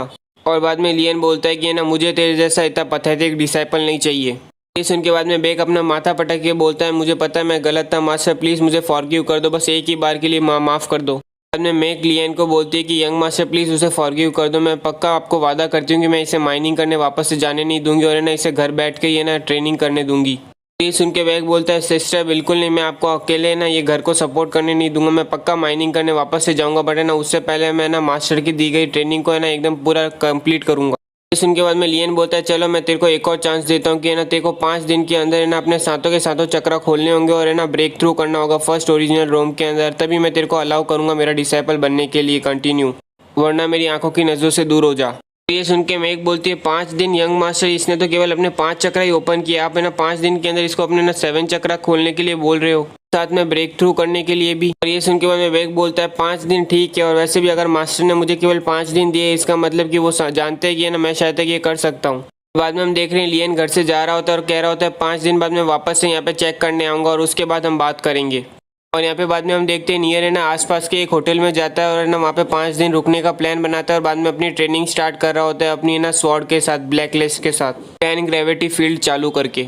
और इस टाइम पे हम यहाँ पे देखते हैं एल्केमिस्ट एसोसिएशन के अंदर चीफ पैलेस रिफाइनर लॉर्ड जिंग और है ना प्रेसिडेंट जू है ना यहाँ पे ज्वाइन करके ना डिकेट्स में पहली बार है ना अपना एक लेक्चर अटेंड करवा रहे होते हैं, जिसकी वजह से सारी पब्लिक है ना वहाँ पे चली जाती है और है ना वो इंटेंशन गैस करने की कोशिश करती है बट कोई कर नहीं पाता। और यहाँ पे हम की वजह से फर्स्ट टायर रिफाइनर जिसके हाईएस्ट पोटेंशियल जी रैंक माना जाता था वो अपनी ना टीचिंग क्लास का पूरा मीनिंग लूज कर देता है। यहाँ पे हम बाद में देखते हैं 5 दिन बीत चुके होते हैं और यहाँ पे ना लियंग अपने रूम से बाहर निकल के आते हैं तो उसका ना 4 स्टार वॉरियर ब्रेक थ्रू हो जाता है, वो 4 स्टार वॉरियर बन जाता है। यहाँ पे हम बाद में देख रहे हैं कि वो मेक के घर पे जा रहा होता है, घर के बाहर आवाजें आ रही होती है कि भाई तू रुक जा, बहुत ट्रेनिंग कर लिया। और उसका भाई बोलता है नहीं मैं अभी नहीं रुक सकता, मुझे अभी फील आ रहा है यहाँ पे मैं बहुत पास। और उसकी बहन बोलती है कि ना तेरी बॉडी पूरी तरह से पॉइजन से भर चुकी है, अगर तुझे ऐसा ही करता रहा तो तू मर जाएगा जल्दी। और उसका भाई जवाब देता है अगर मुझे मरना पड़े तो भी मैं करूँगा। और उसकी बहन बोल रही होती है रुक जा प्लीज़। और यहाँ पे हम देखते हैं बेक ने अपने 7 चक्रास खोल रखे होते हैं और बाद में अचानक से वो एक और ब्रेक थ्रू करके ना 1 स्टार वॉरियर बन जाता है, 1 स्टार मार्शल आर्ट वॉरियर। अपनी बहन को बोलता है देखो मैंने कर लिया। और बाद में उसकी बहन उसे बोलती है देख अपने शरीर को कितना ज़्यादा पॉइजन भर चुका है, मैं बाहर जाके यंग मास्टर को ढूंढ के लेके आती हूँ, वही केवल है जो तेरा पॉइजन निकाल सकते हैं। तो उतने में हम यहाँ पे देखते हैं लियंग उसके सामने आता है और वो बोलता है इतना ज़्यादा पॉइजन क्या बात है, तूने इतना ज़्यादा पॉइजन क्रिएट कर दिया, बिल्कुल ख़राब नहीं है, इससे मैं बहुत बेनिफिट ले सकता हूँ, मुझे इससे बहुत फ़ायदा होगा। और बाद में बेक लियन को देख के बोलता है मास्टर मैंने ब्रेक थ्रू कर दिया, मैंने 5 दिनों के अंदर आपने जो कहा था वो कर दिया। और लियन बाद में उसके पास जाके बोलता है बिल्कुल बुरा नहीं, मैंने सब कुछ देखा है, अब जल्दी से टाइट सीटली बैठ जाओ, मेरे को सारा पॉइजन एब्जॉर्ब करने दे तेरी बॉडी से। और बाद में हम यहाँ पे देख रहे हैं लियन सारा पॉइजन है ना बेक की बॉडी से एब्जॉर्ब कर रहा होता है। बाद में बेक मास्टर से पूछता है कि मास्टर आपने जब मेरा ना ये पॉइजन एब्जॉर्ब किया तो मेरी बॉडी करने के बाद ऐसा लगता है कि ना मेरी बॉडी में जो दर्द हो रहा था ना वो तो साथ में सारा चला गया, बट उसी के साथ जो मेरे को ताकत फील हो रही थी ना वो भी चली गई ऐसा लग रहा है। बाद में लियन उसे समझाता है कि तेरी बॉडी है ना हेवनली अर्थ पॉइजन बॉडी है, जिसकी वजह से ना तेरी बॉडी में पॉइजन नेचुरली बनता है और वो तेरा क्यूआई की तरह है ना, वो जितना ज़्यादा पॉइजन रहेगा उतनी ज़्यादा तेरे को है ना पावर महसूस होगी। और अभी जिस लेवल पे तू है ना, तेरी बॉडी ना उस पॉइजन को हैंडल नहीं कर सकती है और है ना जैसे तू मेरी ट्रेनिंग करता है फॉलो करता जाएगा ना, वैसे ही तेरे ना टॉक्सिन का लेवल भी बढ़ता जाएगा और उसी के साथ साथ तेरी शरीर की बॉडी की पावर भी बढ़ती जाएगी। पर एक टाइम ऐसा आएगा कि जब दोनों ही एकदम बराबर हो जाएंगे, जिसकी वजह से तेरी बॉडी को है ना वो पॉइजन हार्म नहीं करेगा और है ना बाद में तू है ना नेचुरली ना अपनी इस बॉडी के अंदर जो पॉइजन है ना उसका एडवांटेज ले पाएगा। और में जब तूने अपनी बॉडी के अंदर जो पॉइजन है उसका अच्छी तरह से इस्तेमाल करना सीख लेना, तो जब तक तेरे सामने कोई नेचुरली बॉडी तेरे जैसा नहीं आता या फिर तेरे से हायर रोम का या फिर हायर लेवल का बंदा नहीं आता है ना, तब तक तू है ना उससे ना हारेगा नहीं, तू एकदम अनबीटेबल हो जाएगा। ये सुन के बाद में बेक पूछता है और दूसरे मेरे जैसे बॉडी वाले मतलब कि, और बाद में लियन बोलता है तेरे जैसे ना हेवनली पॉइजन बॉडी जैसे टाइप के ना काउंटलेस है ना और भी अदर यूनिक और है ना अनोखी टाइप की बॉडीज रहती है, जिनके पास भी इनक्रेडिबल पावर रहती है। और बाद अगर तू मार्शल आर्ट वर्ल्ड में घूमेगा ना, तो तेरे को इवेंचुअली ना कोई तो मिल ही जाएगा ऐसा। ये सुन के बाद में बेक बोलता है इसका मतलब मेरी बॉडी के अंदर जो पॉइजन है वो तो गुड होगा ना, अच्छा होगा ना। लियन बोलता है ऑफ कोर्स ये अच्छा है, इसीलिए वरना तो मैं तेरे बॉडी से पॉइजन एब्जॉर्ब क्यों कर रहा होता। और ये सुन के बेक बोलता है इसका मतलब कि मास्टर पूरे टाइम मेरा इस्तेमाल कर रहे थे। और बाद में यहाँ पे हम देख रहे हैं लियन बोल रहा है जस्टिफिकेशन बेनिफिट, दोनों का बेनिफिट है इसमें।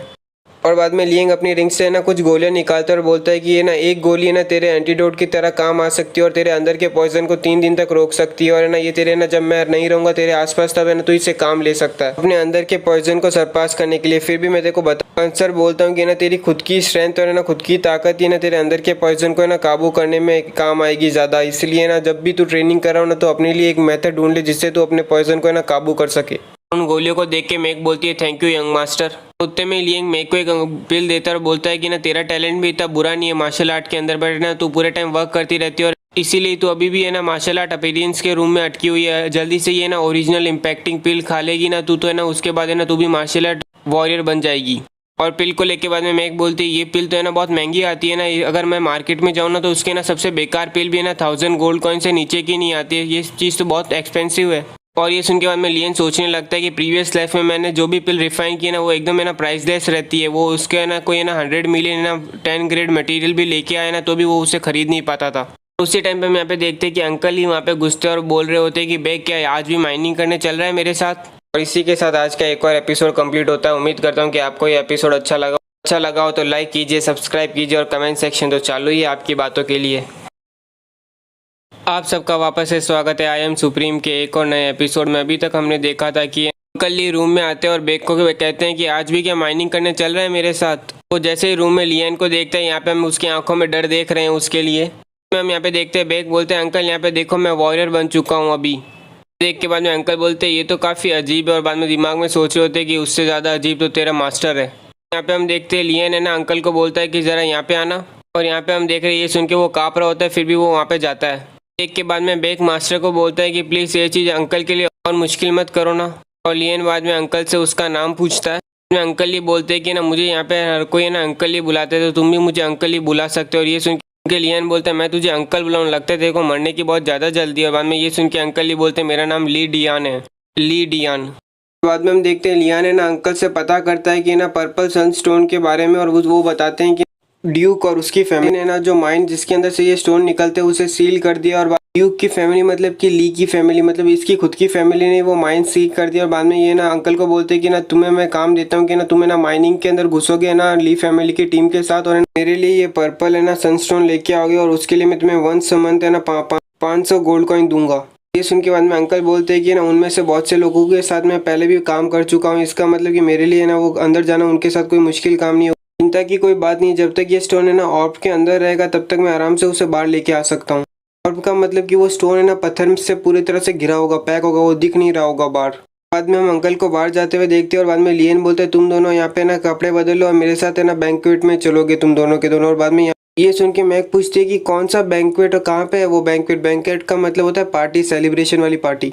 लियन बोलता है इंपीरियल पैलेस के अंदर है वो बैंक्वेट। और यहाँ पे ये सुन के वो दोनों के दोनों चुप हो जाते हैं। के बाद में हम यहाँ पे देखते हैं कि लियन है ना उन्हें कपड़े दिलाने के लिए लेके जा रहा होता है। और यहाँ पे हम देख रहे हैं मेघ हर जगह पे ना कपड़े ढूंढ रही होती है और वहाँ पे वो बैठे बैठे बोर हो रहे होते हैं। यहाँ पे हम देख रहे हैं कि वो दोनों के दोनों बहुत थक चुके हैं और परेशान हो चुके हैं मेघ के है ना शॉपिंग से। और बाद में हम यहाँ पे देखते हैं कि लियन बोलता है अरे मुझे याद आया कि मुझे एक इंपॉर्टेंट काम था इसलिए मैं यहाँ से चलता हूँ। और बाद में वो भाग जाता है और बोलता है कि ना मैं तुम्हें शाम को मिलूंगा वहाँ पे ना डोर के ना आउटसाइड पे। यहाँ पे हम देख रहे हैं बैग की आंखें खुली रहती है क्योंकि वो फंस चुका है। बाद में हम यहाँ पे देख रहे हैं लियन मस्त आराम से स्ट्रीट में घूम रहा होता है और कुछ खा रहा होता है और बोल रहा होता है हमेशा अकेले रहने में ही मजा आता है। यहाँ पे बाद में हम देखते हैं अचानक से एक बंदा वहाँ पे आता है और वो बस उसका नाम बोलता है लियन, और ये कह के वहाँ से वो निकल रहा होता है, एकदम चला जाता है तेजी से। और बाद में ये चीज़ लियन नोटिस करता है और बोलता है तुम मुझे यहाँ पे क्या बेवकूफ़ बनाने की कोशिश कर रहे हो। और बाद में हम यहाँ पे देखते हैं कि वो बंदा अभी भी ना जोर तेजी से भाग रहा होता है और ना उन सबको ना पीछे छोड़ चुका होता है।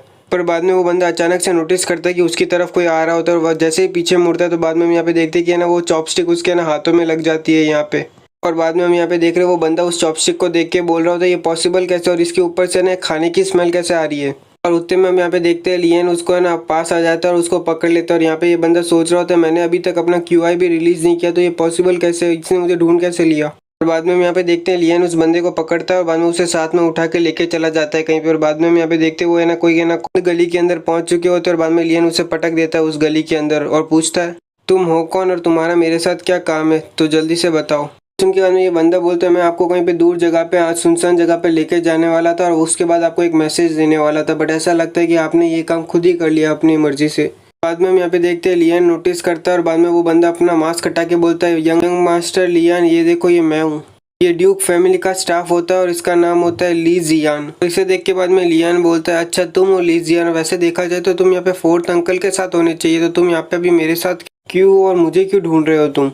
के बाद में लीजियन बोलता है इसका मतलब कि ये सारी अफवाहें सही थी कि आपने ना एक ही मूव से ना 9 स्टार मार्शल आर्ट वॉरियर को हरा दिया और आपने ना यहाँ पे ना प्रिंसेस को सेव किया अपनी गोल्डन एक्यूपंक्चर नीडल से। आपने अपनी एबिलिटी बहुत अच्छे से छुपाई है जिसकी वजह से अब जैसे ही ये सबको पता चला तो यहाँ पे इनसाइड में ना बहुत ज़्यादा ट्रबल हो रहा है। और बाद में लियन बोलता है जल्दी से पॉइंट पे आ। लीजियन बोलता है कि ना फोर्थ अंकल को न्यूज़ मिली कि आप है ना अभी बैंक का ही अटेंड कर रहे हो इंपीरियल पैलेस के अंदर। और बाद में लियन बोलता है अभी भी तुम मेरा टाइम बर्बाद कर रहा है, अगर तो ऐसे कर रहा है तो मैं फिर यहाँ से जा रहा हूँ। लीजियन बोलता है बात ये है कि ना आपके ये रूमर्स है ना ये आपकी अफवाह सारी है ना EU तक भी पहुंच चुकी है और इसकी वजह से ना EU ने प्लान बनाई कि आज के बैंकाई के अंदर है ना वो आपसे ना कोई मुश्किल करेगा, आपके लिए ना प्रॉब्लम क्रिएट करेगा। तो है ना इसीलिए ना फोर्थ अंकल ने होप करे उम्मीद करे कि आप जब बैंकाई में नहीं जाएंगे ताकि है ना आपके बीच में ना लियो के बीच में है ना लड़ाई की सिचुएशन आ ही ना पाए। और ये सुन के बाद में लियन बोलता है वो तो केवल एक एडॉप्टेड चाइल्ड है जिसे है ना हमारी फैमिली ने लिया था और है ना वो अच्छा स्लेव था, पर है ना इसीलिए है ना उसको है ना ली फैमिली का नाम दिया। मैंने आज तक उसे कभी सीरियसली लिया ही नहीं है, पर अगर वो अपने आप को देखता नहीं और है ना वो चूज करता है कि वो मेरे बीच में आएगा तो मुझे कोई प्रॉब्लम नहीं होगी कि मैं उसको पूरी तरह से बर्बाद कर दूंगा। ये सुन के लीजियन को बहुत बड़ा शौक लगा है, यहाँ पे वो एकदम चुप हो गया। और लीजियन बोलता है यंग मास्टर आपको है ना लियो को अभी अंडर एस्टिमेट नहीं करना चाहिए, ना कि वो एकदम ताकतवर है और उसके साथ साथ है ना उसके ना कोई पीछे ना उसे बैकिंग भी दे रहा है कोई स्ट्रांग वन। और अभी राइट नाउ तो है ना पूरी इंटायर ली फैमिली ना उसके प्रैक्टिकली उसी के कंट्रोल में है। और आपके पापा और है ना लॉर्ड ने अभी तक कुछ नहीं किया क्योंकि है ना वो आपके बारे में टेंशन लेते हैं और है ना वो भी प्रिपेयर, अगर आप है ना अभी रुकोगे थोड़ी देर के लिए उसकी ब्लेड से दूर रहोगे ना उसकी तलवार से, तो शायद तक है ना लॉर्ड की प्रिपरेशन है ना जल्दी कंप्लीट हो जाएगी और है ना उसके बाद वो आसानी से इन स्मॉल फाइट्स को है ना हैंडल कर लेंगे। ये सुन के लियन बोलता है मेरा कोई इंटरेस्ट नहीं है कि मैं मेरे पापा और है ना तुम्हारे साथ घर घर खेलूँ यहाँ पे। और जहाँ तक की बात यू के पीछे जो पावरफुल सपोर्ट आ रहा है ना उसको मेरे हिसाब से उसमें ना यहाँ पे ना करंट किंग का ही हाथ है बीच में थोड़ा। तो ऐसे कैसे हो सकता है कि एक जोकर अकेला ही है ना इतने सालों पुरानी पावरफुल जनरेशन फैमिली को है ना कोई कंट्रोल कर सके, जिसके अंदर है ना जितने सारे जनरल हो रखे हैं और है ना इतने ज़्यादा उन्होंने अकॉम्प्लिशमेंट कर रखी होती है। लीजियन सोच रहा होता है कि मैं यहाँ पे ना फोर्थ अंकल को इतने सालों से फॉलो कर रहा हूँ और उन्होंने रिसेंटली है ना बताया कि ना यहाँ पे किंग ने ना जानबूझ के अपना हाथ हो सकता है उसके अंदर। और यहाँ पे ये सुनने के बाद बहुत लोगों को तो भरोसा और भी नहीं हो रहा था और वो शॉक में थे और यहाँ पे इतने इजीली लियान गैस कर लिया, सही जवाब बता दिया।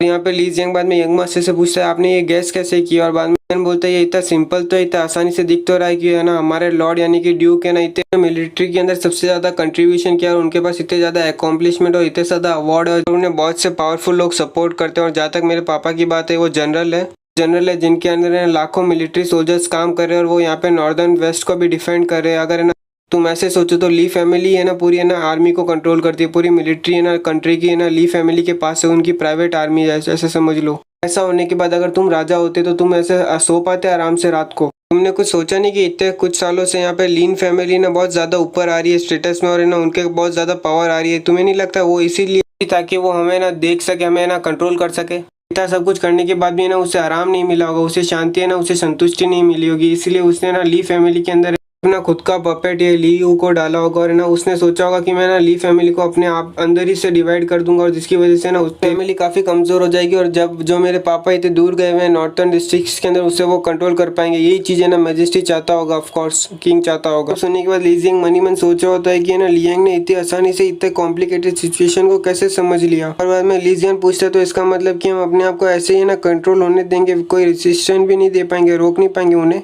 बाद में लियान उससे बोलता है कि ना तुम्हें इस चीज़ की टेंशन लेने की कोई ज़रूरत नहीं और अभी तुम जाओ और फोर्थ अंकल को बोलो कि वो रिलैक्स करे और उन्हें वो करे जो उन्हें वो करना चाहिए। पे ली जियांग बोलता है पर बाद में हम यहाँ पे देखते हैं लियान बोलता है रुक जाओ, हो गया, बहुत हो गया, चलो। कोई इंटरेस्ट नहीं कि तुम लोग क्या करे और उसका पार्ट बनने में। मुझे इतना पता है कि ना लियून ने अगर अपने आप को नहीं देखा या फिर ना क्वीन जियान ने ना अपने आप को ना राजा बनने से ना वो तंग आ चुका है तो मुझे कोई फर्क नहीं पड़ता। उन दोनों की पोजीशन है ना उन दोनों को कोई डिफरेंट पोजीशन में डालने के लिए। एक के बाद में लियान यहाँ पे चला जाता है और यहाँ पे हम देख रहे हैं ली जियून यहाँ पे शॉक में होता है ये सब सुनने के बाद में हम यहाँ पे देख रहे हैं हमें एंट्रेंस दिखाया जा रहा होता है पैलेस का, रॉयल पैलेस का, और उसके अंदर बताया जा रहा होता है कि ना जब भी ना ऐसे बैंक का ही होते हैं ना तो सबसे ज़्यादा इंपॉर्टेंट रहता है कि ना नेशनल और ना जो भी बड़े ऑफिसर्स रहते हैं उनको अपॉर्चुनिटीज मिलती है कि वो अपने रिलेशनशिप सुधार सके अपने ये ना आसपास के इंपॉर्टेंट और है ना बहुत है ना पावरफुल पीपल्स के साथ। यहाँ पे बाद में हम देखते हैं लियन भी वहाँ पे पहुंच चुका होता है और बाद में स्टार्टिंग में उसे उसके दो दोस्त मिल जाते हैं। हम यहाँ पे देखते हैं चुआन यंग मास्टर को मार के बोलता है क्या हुआ इतने दिनों से है ना कहाँ पे थे, और बाद में वो नोटिस करता है और बोलता है कि यंग मास्टर ऐसा क्या हुआ है, आपकी बॉडी को एकदम स्टील जैसी कड़क हो रही है, एकदम दर्द हो रहा है मुझे। यहाँ पे अमी बोलता है देख तेरा हाथ बड़ा हो गया। लियन बाद में अपने रिंग से दो पिल निकाल के बोलता है मेरे पास है ना दो ओरिजिनल इंपैक्टिंग पिल है, अगर तुम ये पिल को लोगे ना तुम भी बाद में वॉरियर रूम के अंदर आ जाओगे। और बाद में चुआन बोलते हैं मैंने तो अभी अपना केवल 4 चक्र ही ओपन किया तो मैं कैसे है ना यहाँ पे फिर ना वॉरियर बन सकता हूँ। और बाद में हम भी बोलते हैं मास्टर ये ओरिजिनल इंपैक्टिंग पिल नहीं है या नहीं, ये झूठ मत बोलो हमसे, क्योंकि हमेशा ओरिजिनल इंपैक्टिंग पिल है ना मार्केट के अंदर है ना ज़्यादा मिल्की कलर और है ना यहाँ पे ना ग्रे कलर की दिखती है, पर यहाँ पे मैंने आज तक कभी नहीं देखी है कि ना एक ओरिजिनल इंपैक्टिंग पिल है ना मार्बल जैसी दिख रही हो, इतनी शाइन कर रही हो।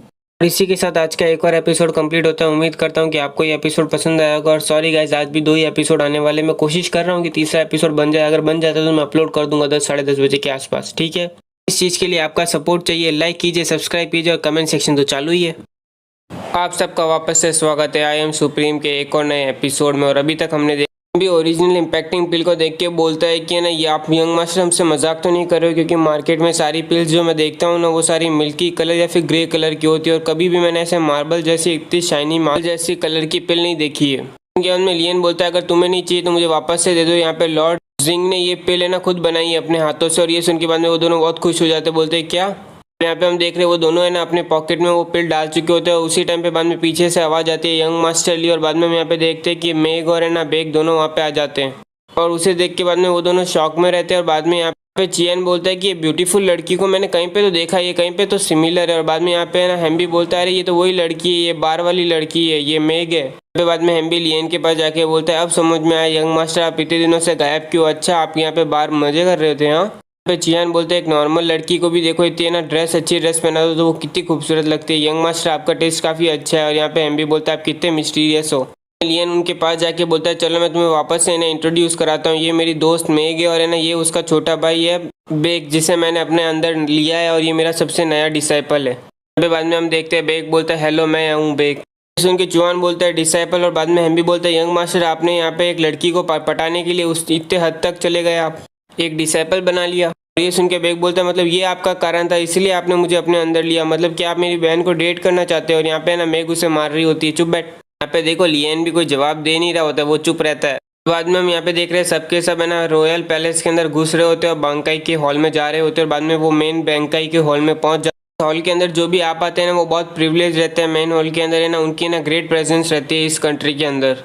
बाद में हमें यहाँ पे दिखाया जा रहा है उस बैनर के ऊपर ली नाम लिखा हुआ रहता है। और बाद में हम यहाँ पे देखते हैं कि वहाँ पे बैठे हुए रहता है ली यू। बैनर रिप्रेजेंट करता है कि वो कौन सा है और कहाँ से आया है, मतलब ये ली फैमिली से। इसी टाइम पे हम यहाँ पे देखते हैं कि ना लियान वहाँ पे आता है और यहाँ पे ये चीज़ सब नोटिस कर रहे होते हैं कि ना लियान आ चुका है। और बाद में हम यहाँ पे देखते हैं लियान बैठता है यहाँ पे चिन बैनर के नीचे जहाँ पे चिन लिखा रहता है बैनर पे। बाद में हम देख रहे हैं कि लियान के अंकल जिसका नाम है ना ली बिफिंग रहता है वो सोच रहा होता है मनी मन में कि लियान है ना अपने ना पूरे टाइम के अंदर इसे ना लोग ट्रैश कहते थे ली फैमिली का, बट अचानक से ये ना बहुत सडनली ना पॉपुलर हो चुका है। पे हम देख रहे हैं लैंग फैमिली का हेड लैंग हू बैठा होता है, वो सोच रहा होता है इसने अपना नाम है ना लेंगजू को एक ही मुंह में हरा के बनाया जो एकदम जीनियस कहलाया जाता था अभी इस कंट्री का। और यहाँ पे हम देख रहे हैं कमांडर ऑफ सिटी गेट बैठा होता है जिसका नाम क्विंग वेंग होता है और ये सोच रहा होता है कि इसने तो यहाँ पे ना गोल्डन एक्यूपंक्चर भी दिखाया, जिसकी वजह से ना प्रिंसेस की ना जो कॉर्निकल इलनेस थी जिससे कोई भी नहीं हील कर पाया, उसने हील कर दिया। यहाँ पे हम देख रहे हैं एल्केमिस्ट एसोसिएशन से second tier alchemist Leng Vian आया है। यहाँ पे हम देख रहे हैं फर्स्ट प्रिंस क्विंग यांग है और ये सेकंड प्रिंस क्विंग यू है। दोनों सोच रहे हैं कि आज की है ना बांकाई का मेन कैरेक्टर तो लियान ही होगा लगता है।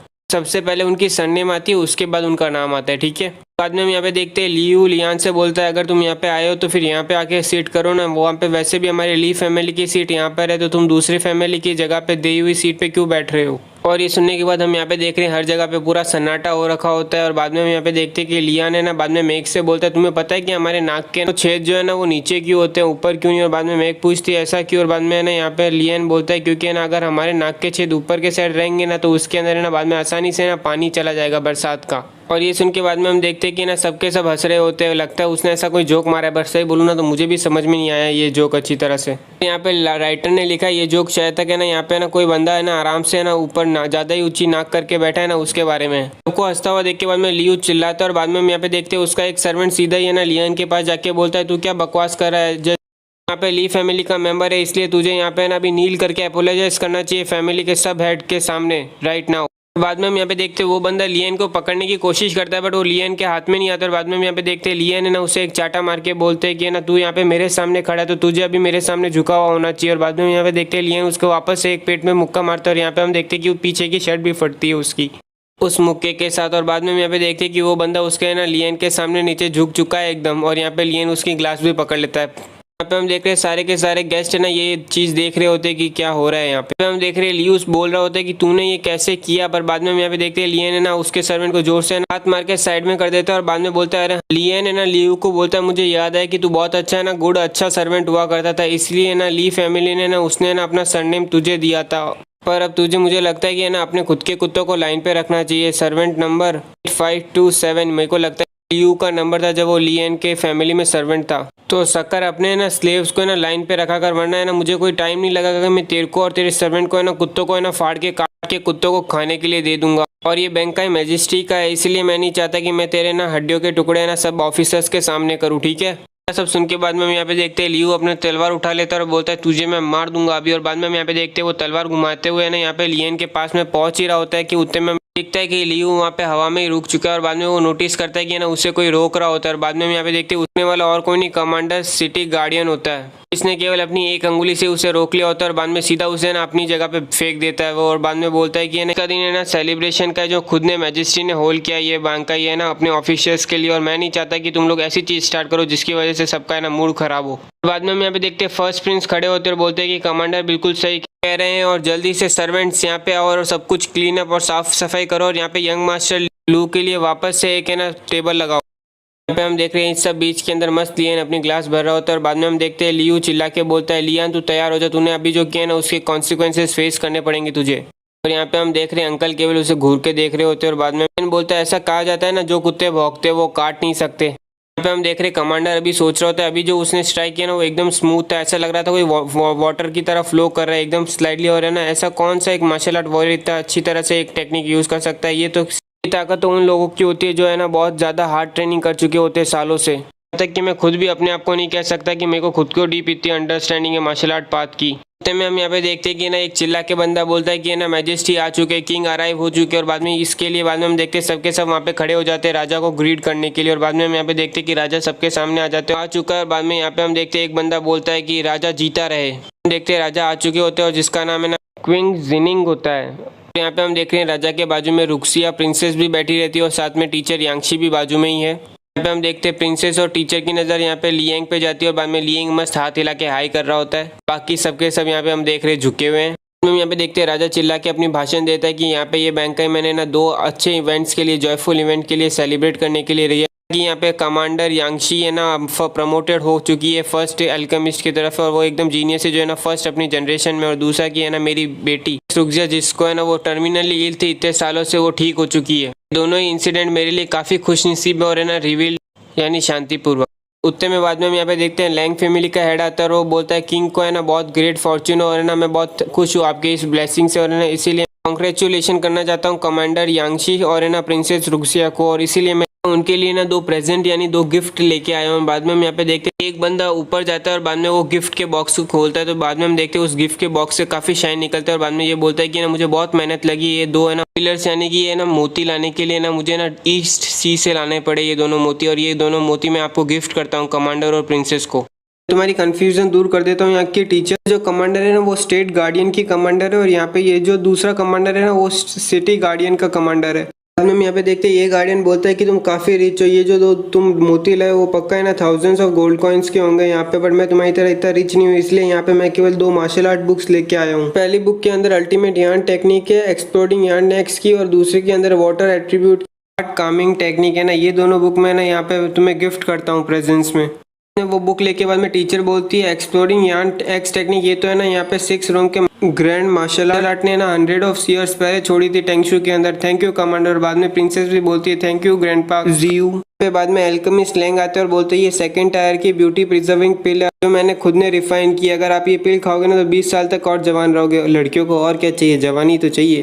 देखते लियू आता है और बोलता है कमांडर यांगशी में आपके लिए आप एक आउटस्टैंडिंग है ना एंजल जेड की तरह हो, इसीलिए आपके लिए मैं यहाँ पे लेके आया हूँ हेयरपिन जो है ना एकदम प्रीशियस आर्ट क्लीनिंग जेट से बनी है जो मैं आपको दे रहा हूँ, और इससे बनाने में यहाँ पे बेस्ट क्राफ्ट एंड स्क्रिप्चर बनाने वाले जो पूरे टेंगशू में है ना मास्टर्स उन्होंने बनाई है। मैं उम्मीद करता हूँ कि आपकी ग्लोरी जनरेशन्स तक बनी रहे और ना आप हमेशा ये ना यंग फॉरएवर रहो, और इसका मतलब कि जवान बने रहो। उसके बाद में एल्केमिस्ट बोलता है हार्ड क्लीनिंग जेट तो ऐसी चीज़ है ना जो एकदम है ना कॉन्सेंट्रेट कर सकती है आपके है ना स्टे काम रहने में रिफाइन करते समय, और है ना आपको ईवल से रिपेयर करेगी। ये काफ़ी प्रीशियस ट्रेजर, और ये कभी भी है ना आपको ऐसा नहीं लगे बहुत मुश्किल से मिलता है। लियो बोलता है बिल्कुल सही, और ये कमांडर के लिए वर्दी है, केवल कमांडर ही ऐसे ट्रेजर को है ना पॉजेस कर सकती है, अपने पास रख सकती है। और बाद में टीचर बोलती है बाद आप काफ़ी जनरस हो यंग मास्टर लियो। देखते हैं लियो है ना प्रिंसेस सुक्सा के पास जाता है और बोलता है कि आप इतने ब्यूटीफुल हो कि वो है ना दुनिया के पार, और है ना आप हमारे प्राइड हो इस हमारी कंट्री का, और मैं आपसे को बहुत एनवियस हूँ ना, आपको बहुत एडमायर करता हूँ। सच बोलूँ ना तो आपके मेरे दिमाग में आपके अलावा कुछ भी नहीं आता है, मेरी आपके लिए वर्दी कुछ भी नहीं लगता है मेरी प्रिंसेस। सुन के बाद में आसपास के लोग बोलने लगता है भी क्या लियो ने यहाँ पे सिंपली कन्फेस किया क्या प्रिंस से। यहाँ पे कन्फेस का मतलब होता है कि प्रपोज करना एक तरह से। यहाँ पे हम देख रहे हैं प्रिंसेस की आंखें खुली की खुली रह चुकी है, और बाद में हम यहाँ पे देखते हैं कि लियो ने एक है ना अपने पॉकेट में हाथ डालता है और है ना एक चीज़ निकालता है शाइनी। लियो बोलता है फिर भी मैंने यहाँ पे फॉर्च्यून स्पेंड किया इस चीज़ को परचेज करने के लिए, एग ऑफ है ना डीमन बीस्ट, वो भी है ना डार्क एम्पायर से, और मैं उम्मीद करता हूँ कि ये चीज़ मैं आपको प्रिंसेस को प्रेजेंट करता हूँ, प्रिंसेस रुक्सिया को। उम्मीद करता हूँ कि आपको ये पसंद आएगा। यहाँ पे हम देख रहे हैं सबके सब शौक होते हैं कि ना डीमन बीस्ट के अंडे को देख के। और इसी के साथ आज का एक और एपिसोड कंप्लीट होता है। उम्मीद करता हूँ कि आपको ये एपिसोड अच्छा लगा, और मैं कोशिश कर रहा हूँ कि मैं 2 एपिसोड अपलोड करूँ, और है ना वो 10:30 बजे तक अपलोड हो जाएगा। और उसके लिए आपका सपोर्ट चाहिए होगा, तो लाइक कीजिए, सब्सक्राइब कीजिए, और कमेंट सेक्शन तो चालू ही है। आप सबका वापस से स्वागत है आई एम सुप्रीम के एक और नए एपिसोड में। और अभी तक हमने देखा था पे हम देखते कि लियो यहाँ पे है ना प्रिंसेस को है ना डीमन बीस्ट का एग देता है, और यहाँ पे ये सुन के सबके सब शौक में होते हैं कि वो डीमन बीस्ट का एग दे रहा है। में हमें बताया जाता है कि ना डीमन बीस्ट एकदम एक्सट्रीमली पावरफुल एग्जिस्टेंस होती है, वो भी टेंगनू कॉन्टिनेंट के अंदर। यहाँ तक कि ना मार्शल आर्ट प्रैक्टिशनर्स भी है ना उनसे दूर रहना ज़्यादा पसंद करते हैं। से लोग ट्राई करते हैं डीमन बीस्ट को टैम करने की, यानी कि काबू करने की, ताकि वो एक स्ट्रांग और एक रिलायबल कंपेनियन पा सके। में से केवल है ना कुछ ही सक्सेस होते हैं, और ज़्यादा अगर लोग है ना फेल हो जाते हैं इस चीज़ में, क्योंकि डीमन बीस्ट है ना बहुत जल्दी आसानी से गुस्सा हो जाते हैं, वायलेंट होते हैं और काफ़ी क्रूर रहते हैं, इसीलिए बहुत से इंसानों के लिए उन्हें टैम करना बहुत ही मुश्किल होता है। इसीलिए बाद में आखिरकार एक जन ने ना उपाय निकाला, ब्रिलियंट आइडिया निकाला कि ना डीमन बीस्ट को ना उनके होने से पहले उनके पास रहना चाहिए, उनके एग को है ना उसके साथ रहना चाहिए, ताकि है ना वो जब वो डीमन पैदा होगा तब है ना वो उसके साथ है ना फेमिलियर रहेगा, और क्योंकि है ना उसी ने उसे राइज किया होगा, उसे खाना दिया होगा, इस तरह से बड़ा हुआ डीमन बीस्ट है ना काफ़ी लॉयल रहता है, और है ना वो कभी भी है ना अपने मास्टर के साथ गद्दारी नहीं करता है, कभी भी ना उनके ऊपर है ना अटैक नहीं करता। और इसी कारण है ना बाद में जैसे ये मेथड है ना पब्लिकली सबको पता चला, सभी लोगों को पता चला, तो डीमन बीस्ट के एग की प्राइस इतनी ना हज़ारों गुना ज़्यादा बढ़ चुकी है। हम यहाँ पे देखते कमांडर बोलता है आजकल के बच्चे लड़कियों को पटाने के लिए कितना खर्चा कर देते हैं, और बाद में वो एग लेके बाद में ना प्रिंसेस बोलती है थैंक यू लियू। देखते हैं कि एक आवाज़ आती है और वो बोलता है कि वो पक्का डीमन बीस्ट का एग है, बट है ना वो डीमन बीस्ट का एग है ना कोई काम का नहीं, क्योंकि वो डीमन बीस्ट मर चुका है। और ये बात है ना लियन ही बोल रहा होता है, और बाद में लियन बोलता है कि मेरे हिसाब से तुम्हें ना जल्दी से उसे खा लेना चाहिए, वरना उससे बाद है ना वो भी रॉटन हो जाएगा, उसके बाद तुम इसे खा भी नहीं सकते। उनके बाद में लियू चिल्ला के बोलता है तुझे पता चलता है तो फालतू में बकवास मत कर, यहाँ पे देखो पता है इसको खरीदने में कितने रुपए लगे, इतने रुपए में तेरे जैसे 100 नहीं 1000 लोग आ जाएंगे। सुन के लियन बोलता है भले कितने भी रुपए लगे वो उतना वर्थ नहीं करता, क्योंकि वो एग मरा हुआ है, मतलब कि उसके अंदर से चूजा नहीं निकलेगा। और बाद में हम यहाँ पे देखते हैं राजा बोलते हैं लियन तुझे कैसे पता कि वो अंडा मरा हुआ है। और बाद में लियन बोलता है मैं अभी कुछ भी बोलूँ वो इस बंदे को डिनाई करेगा, इससे अच्छा तुम है ना एग को ओपन कर लो यहाँ पे और सबको पता चल जाएगा। और ये सुन के बाद में लियन बोलता है उसको ओपन कर दो, तुम क्या पागल हो, तुम इससे इतने वैल्यूबल चीज़ों को ओपन कर दोगे, तुम अफोर्ड भी कर पाओगे इस चीज़ को। और बाद में लियन रुक्सिया को बोलता है कि ना जब यहाँ पे तुम्हें ना एग को है ना सर्वल मंथ से ना यहाँ पे ना हैच करने की कोशिश करोगे और तब भी वो हिलेगा नहीं और है ना बाद में निकलेगा नहीं, तब तुम्हें पता चलेगा कि मैं सही बोल रहा था। बाद में हम यहाँ पे देखते हैं लियो बोल रहा है ये सब कुछ बकवास हो रहा है, ये नॉनसेंस बोल रहा है। और बाद में किंग बोलते हैं लियन यहाँ पे ना तुम जो भी बोल रहे हो उसे ध्यान से बोलो, यहाँ पे कोई भी चीज़ है ना रैंडमली विदाउट एविडेंस मत बोलो, क्योंकि तुमने यहाँ पे ना प्रिंसेस को सेव किया इसलिए मैं इस चीज़ को अभी मैं यहीं पे छोड़ रहा हूँ और ना अगली बार से तुम्हें ना कोई भी फालतू बकवास नहीं कर सकते हो। और ये सुन के बाद में हम देख रहे हैं लियन जा रहा होता है और सोच रहा होता है डीमन बीस्ट का एक तो अनडाउटेबली डेड है और है ना कुछ भी देख लो मैं इसके ना कलर से देख लो या फिर ना डिवाइन सेंस से ये ना बिल्कुल मरा हुआ है, पर ये चीज़ है ना बहुत प्रीशियस है इसीलिए ना बहुत से लोगों ने तो ये देखी नहीं, तो इसलिए ना नो वन किसी को पता नहीं चल रहा है। हम यहाँ पे देखते हैं कि ना फर्स्ट प्रिंस यहाँ पे गिफ्ट प्रेजेंट करता है प्रिंसेस यानी रुक्सिया को 10 है ना लॉन्ग पिलर्स यानी मोती, बोलता है कि ना तुम बहुत खूबसूरत और उम्मीद करता हूँ कि ना तुम है ना सूटेबल हस्बैंड को है ना मैरी करोगी बहुत जल्दी। और बाद में कमांडर लेंगशी आपके लिए 10 pieces of supreme grade primary stone के जो मेरी तरफ से गिफ्ट, और उम्मीद करता हूँ कि आप है ना अर्ली ब्रेक थ्रू करोगे और है ना थर्ड पर्सन बनोगे, मार्शल आर्ट किंग बनोगे टेंगशू के। यहाँ पे बाद में एल्केमिस्ट सोच रहा होता है लॉन्गू मोती मून मोती से ज़्यादा एक्सपेंसिव नहीं होंगे, फिर भी ये ना काफ़ी गोल्ड कॉइन, ये भी है ना थाउजेंड्स ऑफ गोल्ड कॉइन्स के अंदर आएंगे और यहाँ पे ऑलरेडी ना 10 मोती है। ये सबसे अमेजिंग बात है तो यहाँ पे ना 10 पीसेस के of supreme grade primary stone के मोती, ये जैसे वॉरियर हायर लेवल पे जाता है उसे कल्टीवेट करने के लिए ना ये प्राइमरी स्टोन्स पे डिपेंड रहना होता है, और वैसे भी ना सुप्रीम ग्रेड प्राइमरी स्टोन के ये जो रहते हैं ना डिपॉजिटरीज बहुत कम रहते हैं,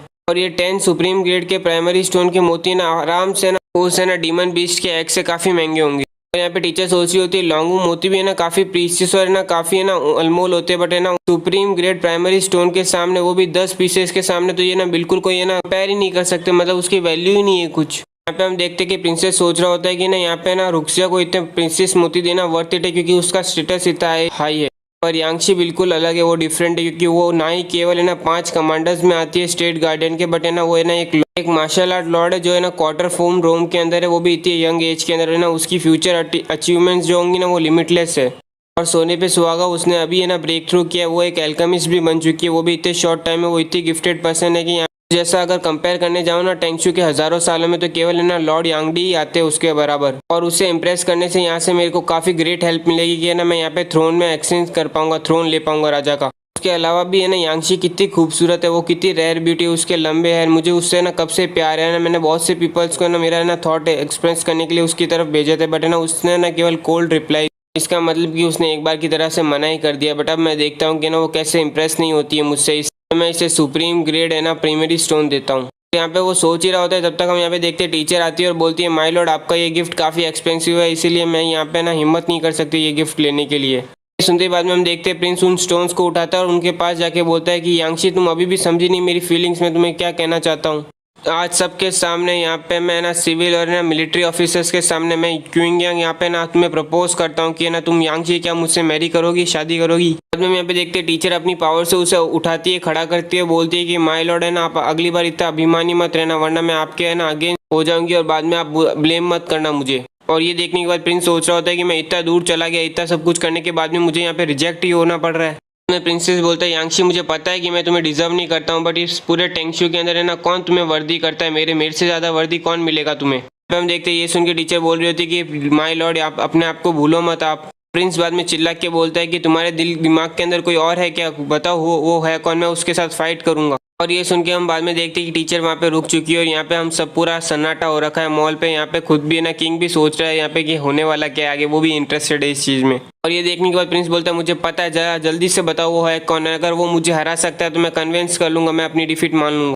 यहाँ पे हम देख रहे हैं सबके दिमाग में यही चल रहा है कि ना सब जानना चाहते हैं कि कौन वो एक्सपर्ट है जिसने ना यहाँ पे ना नंबर 1 ब्यूटी है ना सबसे ना खूबसूरत का ना दिल मोह लिया है। यहाँ पे प्रिंस बोल रहा है वो है कौन वो इस दुनिया में, और वो मैं इतना भी क्वालिफाइड नहीं हूँ कि मैं उसका नाम भी जान सकूँ। में यहाँ पे हम देखते टीचर जाते वक्त बोलती है कि ना वो मर चुका है, वो पास अवे हो चुका है। और यहाँ पे ये सुनने के बाद प्रिंसेस बोल रहा है मर गया। प्रिंस बोलता है अगर वो मर चुका है तो फिर क्या है, वो तो ऑलरेडी डेड है, तो फिर मेरे पास अभी तो एक चांस होना चाहिए ना। वैसे भी उसने आपके लिए किया क्या, जो आपका हार्ट है ना आप उसके लिए इतने लॉयल हो यहाँ पे, वैसे डेफिनेटली वो चीज़ मैं भी कर सकता हूँ, बस आप मुझे बताओ तो सही। और ये सुन के टीचर मुड़ती है और बोलती है अगर अच्छा तुम भी कर सकते हो तो ठीक है, चलो ध्यान से सुनो मेरी बात। उसने डिवाइन शी शेप के अंदर है ना रिफाइन किया था सुपर जेंग वेपन है ना, वो भी है ना उसके एक अटैक से, उस वेपन के अटैक से स्टार्स भी टूट सकते हैं। इसलिए उसने सबसे यंगेस्ट 9th टायर रिफाइनर का नाम कहा था। वो है ना वो सबसे ज़्यादा फेमस था एल्डर्स के अंदर है ना, एल्केमिस्ट एसोसिएशन के अंदर। उसने क्रिम्सन क्रीन सिटी के अंदर है ना एक ही अटैक से पूरा सिटी का डिफेंस है ना हरा दिया था उसने। यहाँ तक कि उसने इरेडिकेट कर दिया था कि सबसे उस टाइम पे पावरफुल कहने वाली सुपर पावर्स में कॉन्टिनेंट के अंदर एक को हरा दिया एक ही बार में। उसने ईस्टर्न सी में अपने दोस्त को है ना हेल्प किया था यहाँ पे ना इरेडिकेट करने के लिए थाउजेंड्स ऑफ माइल के वाटर में। यहाँ तक कि ना यहाँ पे इंपीरियर ने भी ना उसके ऊपर है ना सी फोक्स के ना डिसीज किया था उसे एक्सिक्यूट करने का, फिर भी वो उसे नहीं कर पाए।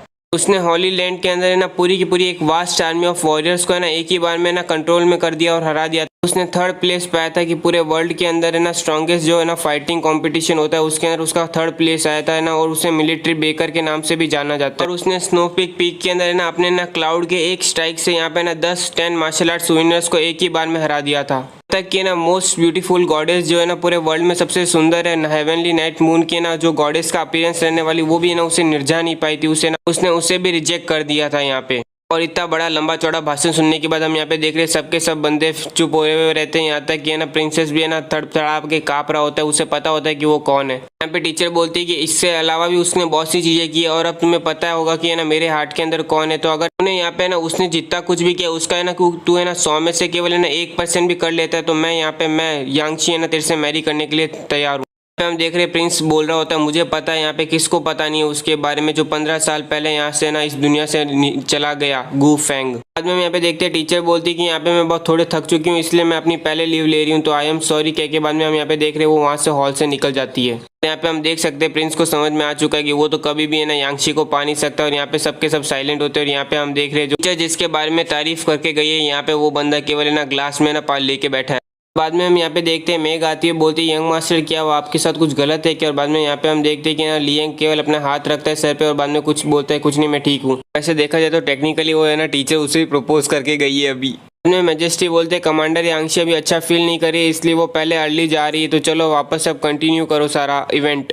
और यहाँ पे हम देखते हैं कि प्रिंस वापस से अपनी जगह पे जाके बैठ जाता है और यहाँ पे सेकंड प्रिंस सोच रहा होता है अगर यांगशी है ना हाँ कर दी थी इसे मैरी करने के लिए तो यहाँ पे उसे ना फर्स्ट प्रिंस को यहाँ पे एक मार्शल आर्ट लॉर्ड मिल जाता है और साथ साथ एक एल्केमिस्ट भी मिल जाता है और साथ साथ उसको है ना एक फ्रैक्शन जो है ना सिटी गेट का सपोर्ट करता है यांगशी को, वो भी गेन मिल जाता है उसको, काफ़ी पावरफुल फोर्स आ जाती है उसके हाथ में। तो मैं बता देता हूँ कि यहाँ पे ये दोनों प्रिंस है ना एक राजा की गद्दी लेना चाहते तो यहाँ पे वो पॉलिटिक्स भी इन्वॉल्व है, ठीक है ना। और फिर यहाँ पे हम देखते हैं कि ना सेकंड प्रिंस अपना गिफ्ट देता है रुक्सिया को और है ना उसी के साथ बाद में ना यहाँ पे पार्टी चल रही होती है, सबके सब है ना यहाँ पे मेलजोल बढ़ा रहे होते हैं।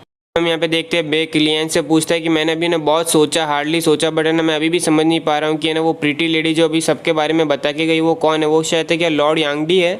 और इस चीज़ का जवाब बाद में मेघ बोलती कि ना वो लॉर्ड यांगडी के टीचर है और वो है ना फर्स्ट जनरेशन मतलब है ना सब जनरेशन में सबसे एक्सपर्ट आने वाले लॉर्ड गू फेंग की बात कर रही थी, जो अभी तुमने एकेडमी के अंदर जो इतना बड़ा स्टैचू है ना वो उन्हीं का है। उनके बाद में बेग बोलता है अच्छा ये वो है क्या। वैसे मैंने देखा जाए तो मैंने वो स्टैचू पहले भी देखा हुआ है बट ऐसा उसे देख के नहीं लगता कि वो इतना ज़्यादा हैंडसम होगा। और यहाँ तक कि उसे ना यहाँ पे नंबर 1 ब्यूटी है ना अर्थ की है ना सबसे खूबसूरत लड़की नहीं चाहिए, मेरे हिसाब से तो वो बेवकूफ़ है।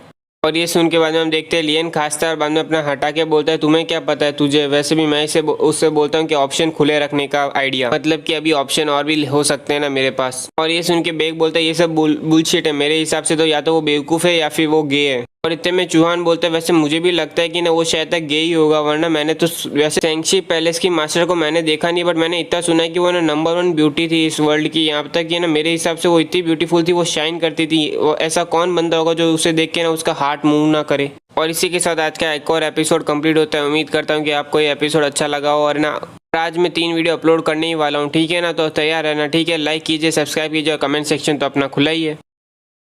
आप सबका वापस से स्वागत है आई एम सुप्रीम के एक और नए एपिसोड में। और अभी तक हमने देखा था कि बैक इंसल्ट कर रहा होता है उसके मास्टर की इनडायरेक्टली और बाद में यहाँ पे हम देखते हैं चौहान भी ज्वाइन हो जाता है और वो बोलता है कि है ना मैंने देखा तो नहीं था वो नंबर 1 ब्यूटी को बट है ना उसने उसे रिजेक्ट किया तो वो पक्का गई होगा। और बाद में हम देखते हैं लियान अपनी थोड़ी बहुत इज्जत बचाने के लिए बोलता है कि ना तुम लोगों को लगता नहीं कि ना तुम एक लेजेंडरी है ना मार्शल आर्ट वॉरियर की ना डिसरिस्पेक्ट कर रहे हो।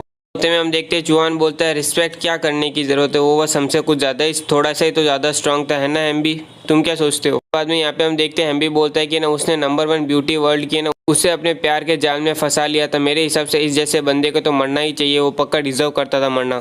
में हम यहाँ पे देखते हैं प्रिंसेस लियन के पास आती है और बोलती है लियन क्या हुआ, तुमने मेरे लिए कोई गिफ्ट प्रिपेयर किया है। उनके बाद में हम देखते हैं लियन बोलता है कि यहाँ पे तो हम खाने के लिए आए थे, तो गिफ्ट देने की क्या ज़रूरत है। और यहाँ पे हम बाद में देख रहे हैं वो दोनों पीछे चिढ़ा रहे होते हैं कि हम गिफ्ट लेके आए हैं। ऐसे में लियो बोलता है लगता है कि कोई अपना गिफ्ट लाना भूल चुका है, क्या तू है क्या एक मूचर है क्या। और मूचर का मतलब कि ना जो अब दूसरों के पैसों पर जीता हो। सुन के लियन जवाब देता है मूचर मैं, तुझे लगता है मैं मूचर हूँ, तू सपने देख रहा है। और यहाँ पे बाद में ये सुन के प्रिंसेस बोलते हैं इसका मतलब लियन तू मेरे लिए गिफ्ट लेके आया, जल्दी से मुझे दिखा। हम देख रहे हैं बेग भी बोल रहा है मास्टर आप अपना गिफ्ट लेके आओ, जल्दी से दिखाओ, सबको देखना है ये गिफ्ट। मैजिस्ट्री रुक्से के पास आके बोलते हैं कि ना लियान ने तेरी जान बचाई है वरना अभी तू जिंदा नहीं होती। उनके रुक्से बोलती है तो क्या वैसे भी ये चीज़ अनरिलेटेड है, अगर वो मेरे लिए गिफ्ट नहीं लेके आया है अच्छा तो फिर हम यहाँ पे देखते हैं लियन सामने आता है, वो बोलता है तुम्हें पता है कि मैं अपने पास है ना कुछ अच्छी चीज़ पॉजेस करता नहीं हूँ तुम्हें देने के लिए, तो इसलिए मैंने सोचा कि आज मैं तुम्हारे लिए सितार बजाऊंगा तुम्हारी ना हेल्दी लाइफ के लिए, सेलिब्रेशन के लिए प्रिंसेस। हम यहाँ पे देख रहे हैं कि लियू हंसते हुए बोलता है तुझ जैसे पुअर मैन के है ना कौन सितार सुनना चाहेगा, तेरे को पता है यहाँ पे कितने ज़्यादा म्यूजिशियन है इस पैलेस के अंदर, यहाँ पे हज़ारों म्यूजिशियन है, तो ना तू यहाँ पे ना बजा के ना ली फैमिली को डिसग्रेस मत कर, मतलब इंसल्ट मत कर हमारी। तो मैं लियन बोलता है नंबर 8 तेरे को बात करने की परमिशन किसने दी, अपनी है ना औकात जान ले। तो हम यहाँ पे देखते हैं कि ना प्रिंसेस बोलती है मुझे पता नहीं था कि ना तुम्हें ना सितार बजाना भी जानती हूँ, मैं सुनना चाहूँगी। ये देख के बाकी सब लोग बोल रहे हैं हमें अभी इतना दर्द हो रहा है ना, हमने यहाँ पे इतना ज़्यादा गोल्ड कॉइन स्पेंड किया ताकि हम प्रिंसेस को हंसा सके और यहाँ पे ना खुश कर सके। और यहाँ पे ब्रैड की वर्थलेस परफॉर्मेंस में प्रिंसेस ज़्यादा खुश हो रही है। यहाँ पे हम देख रहे हैं सब सामान की प्रिपरेशन हो चुकी है और बाद में यहाँ पे हम देख रहे हैं उसके लिए सितार भी लेके आ चुके होते हैं सर्वेंट। देख के मैजेस्टी बोलते हैं कि ना ड्यूक एक मिलिट्री मैन थे, यहाँ तक कि जनरल फ्लिंग भी यहाँ पे ना वो मार्शल आर्ट स्किल थे, मेरे को लगा नहीं था, मैंने ये एक्सपेक्ट नहीं किया था कि उनका कोई डिसेंडेंट यहाँ पे ना म्यूजिक प्ले कर सकता है। बाद में हम यहाँ पे देखते हैं लियन अपने बाल खोल चुका होता है और एकदम गाने में और सितार में एकदम ट्यूनिंग दे रहा होता है। हम यहाँ पे देखते हैं कि कमांडर नोटिस करता है और वो बोलता है कि मुझे अभी भी भरोसा नहीं हो रहा कि ये ना ये लियन यहाँ पे ना एक ग्रैंड मास्टर का ऑरा है ना रिलीज करा है, ऐसा रिफाइनर का ऑरा रिलीज करा है, ये काफ़ी शॉकिंग है।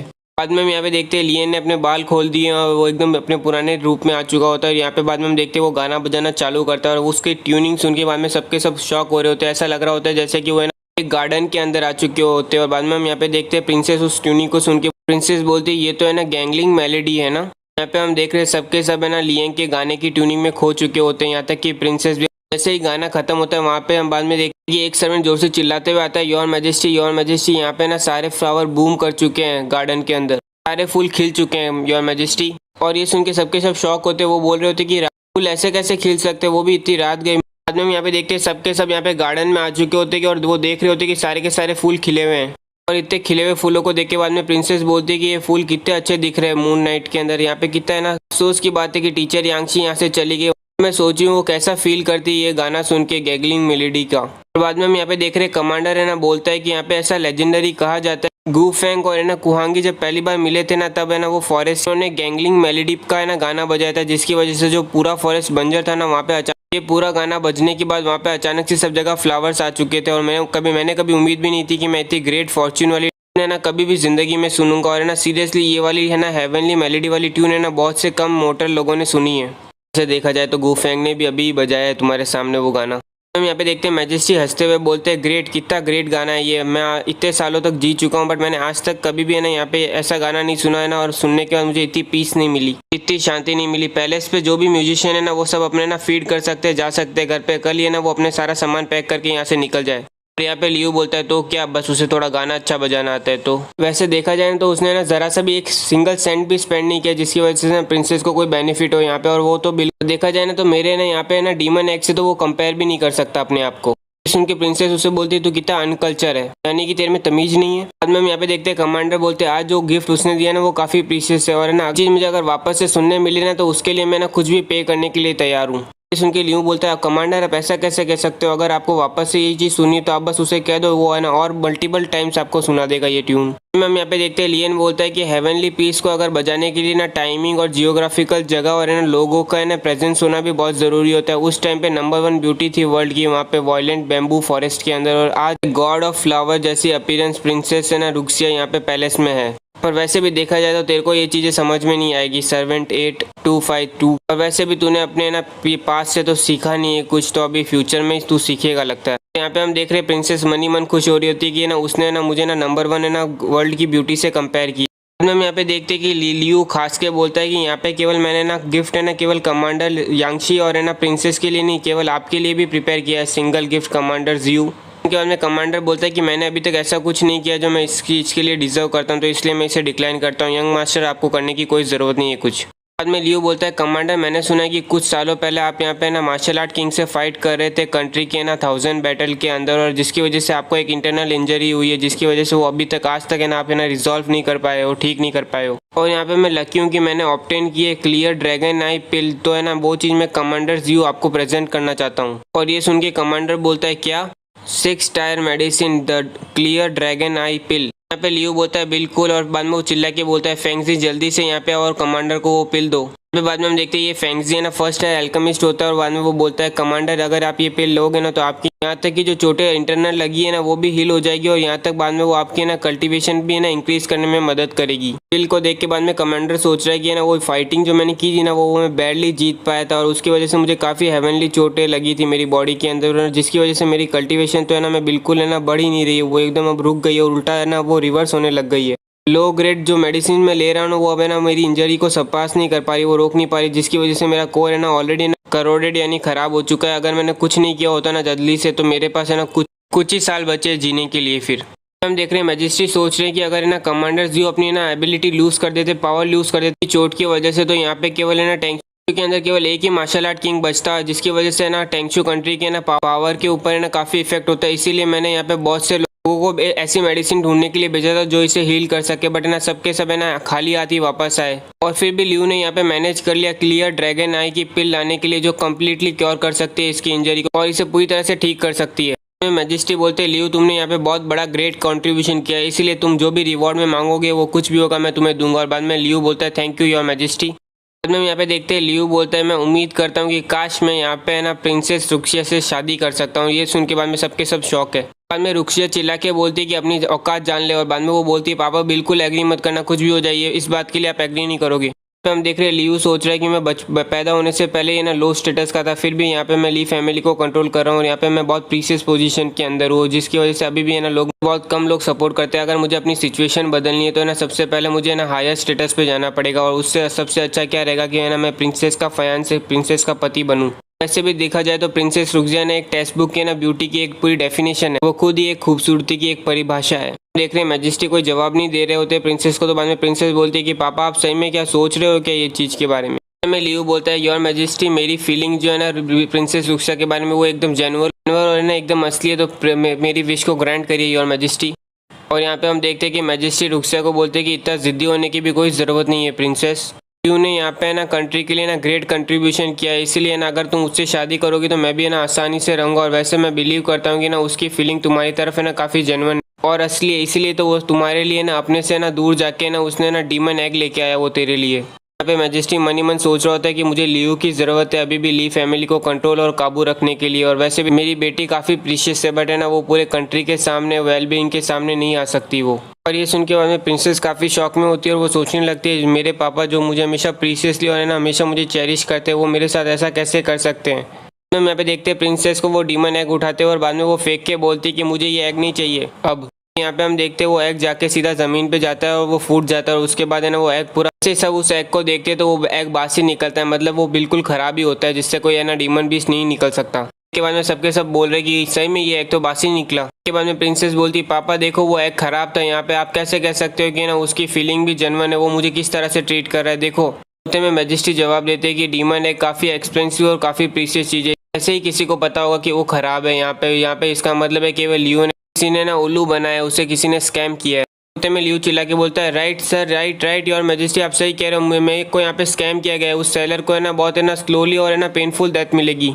में मैजिस्ट्री बोलते हैं कि इस चीज़ से ना तुमने जो कंट्रीब्यूशन दिया है उसे हम निगलेक्ट नहीं कर सकते, तुम्हारा कंट्रीब्यूशन अभी भी बहुत बड़ा है, इसीलिए आज यहाँ पे मैं अनाउंस करता हूँ कि प्रिंसेस रुक्सिया। और इसी के साथ आज का एक और एपिसोड कंप्लीट होता है। उम्मीद करता हूँ कि आपको ये एपिसोड अच्छा लगा, और अच्छा लगा हो तो लाइक कीजिए, सब्सक्राइब कीजिए और कमेंट सेक्शन तो चालू ही है।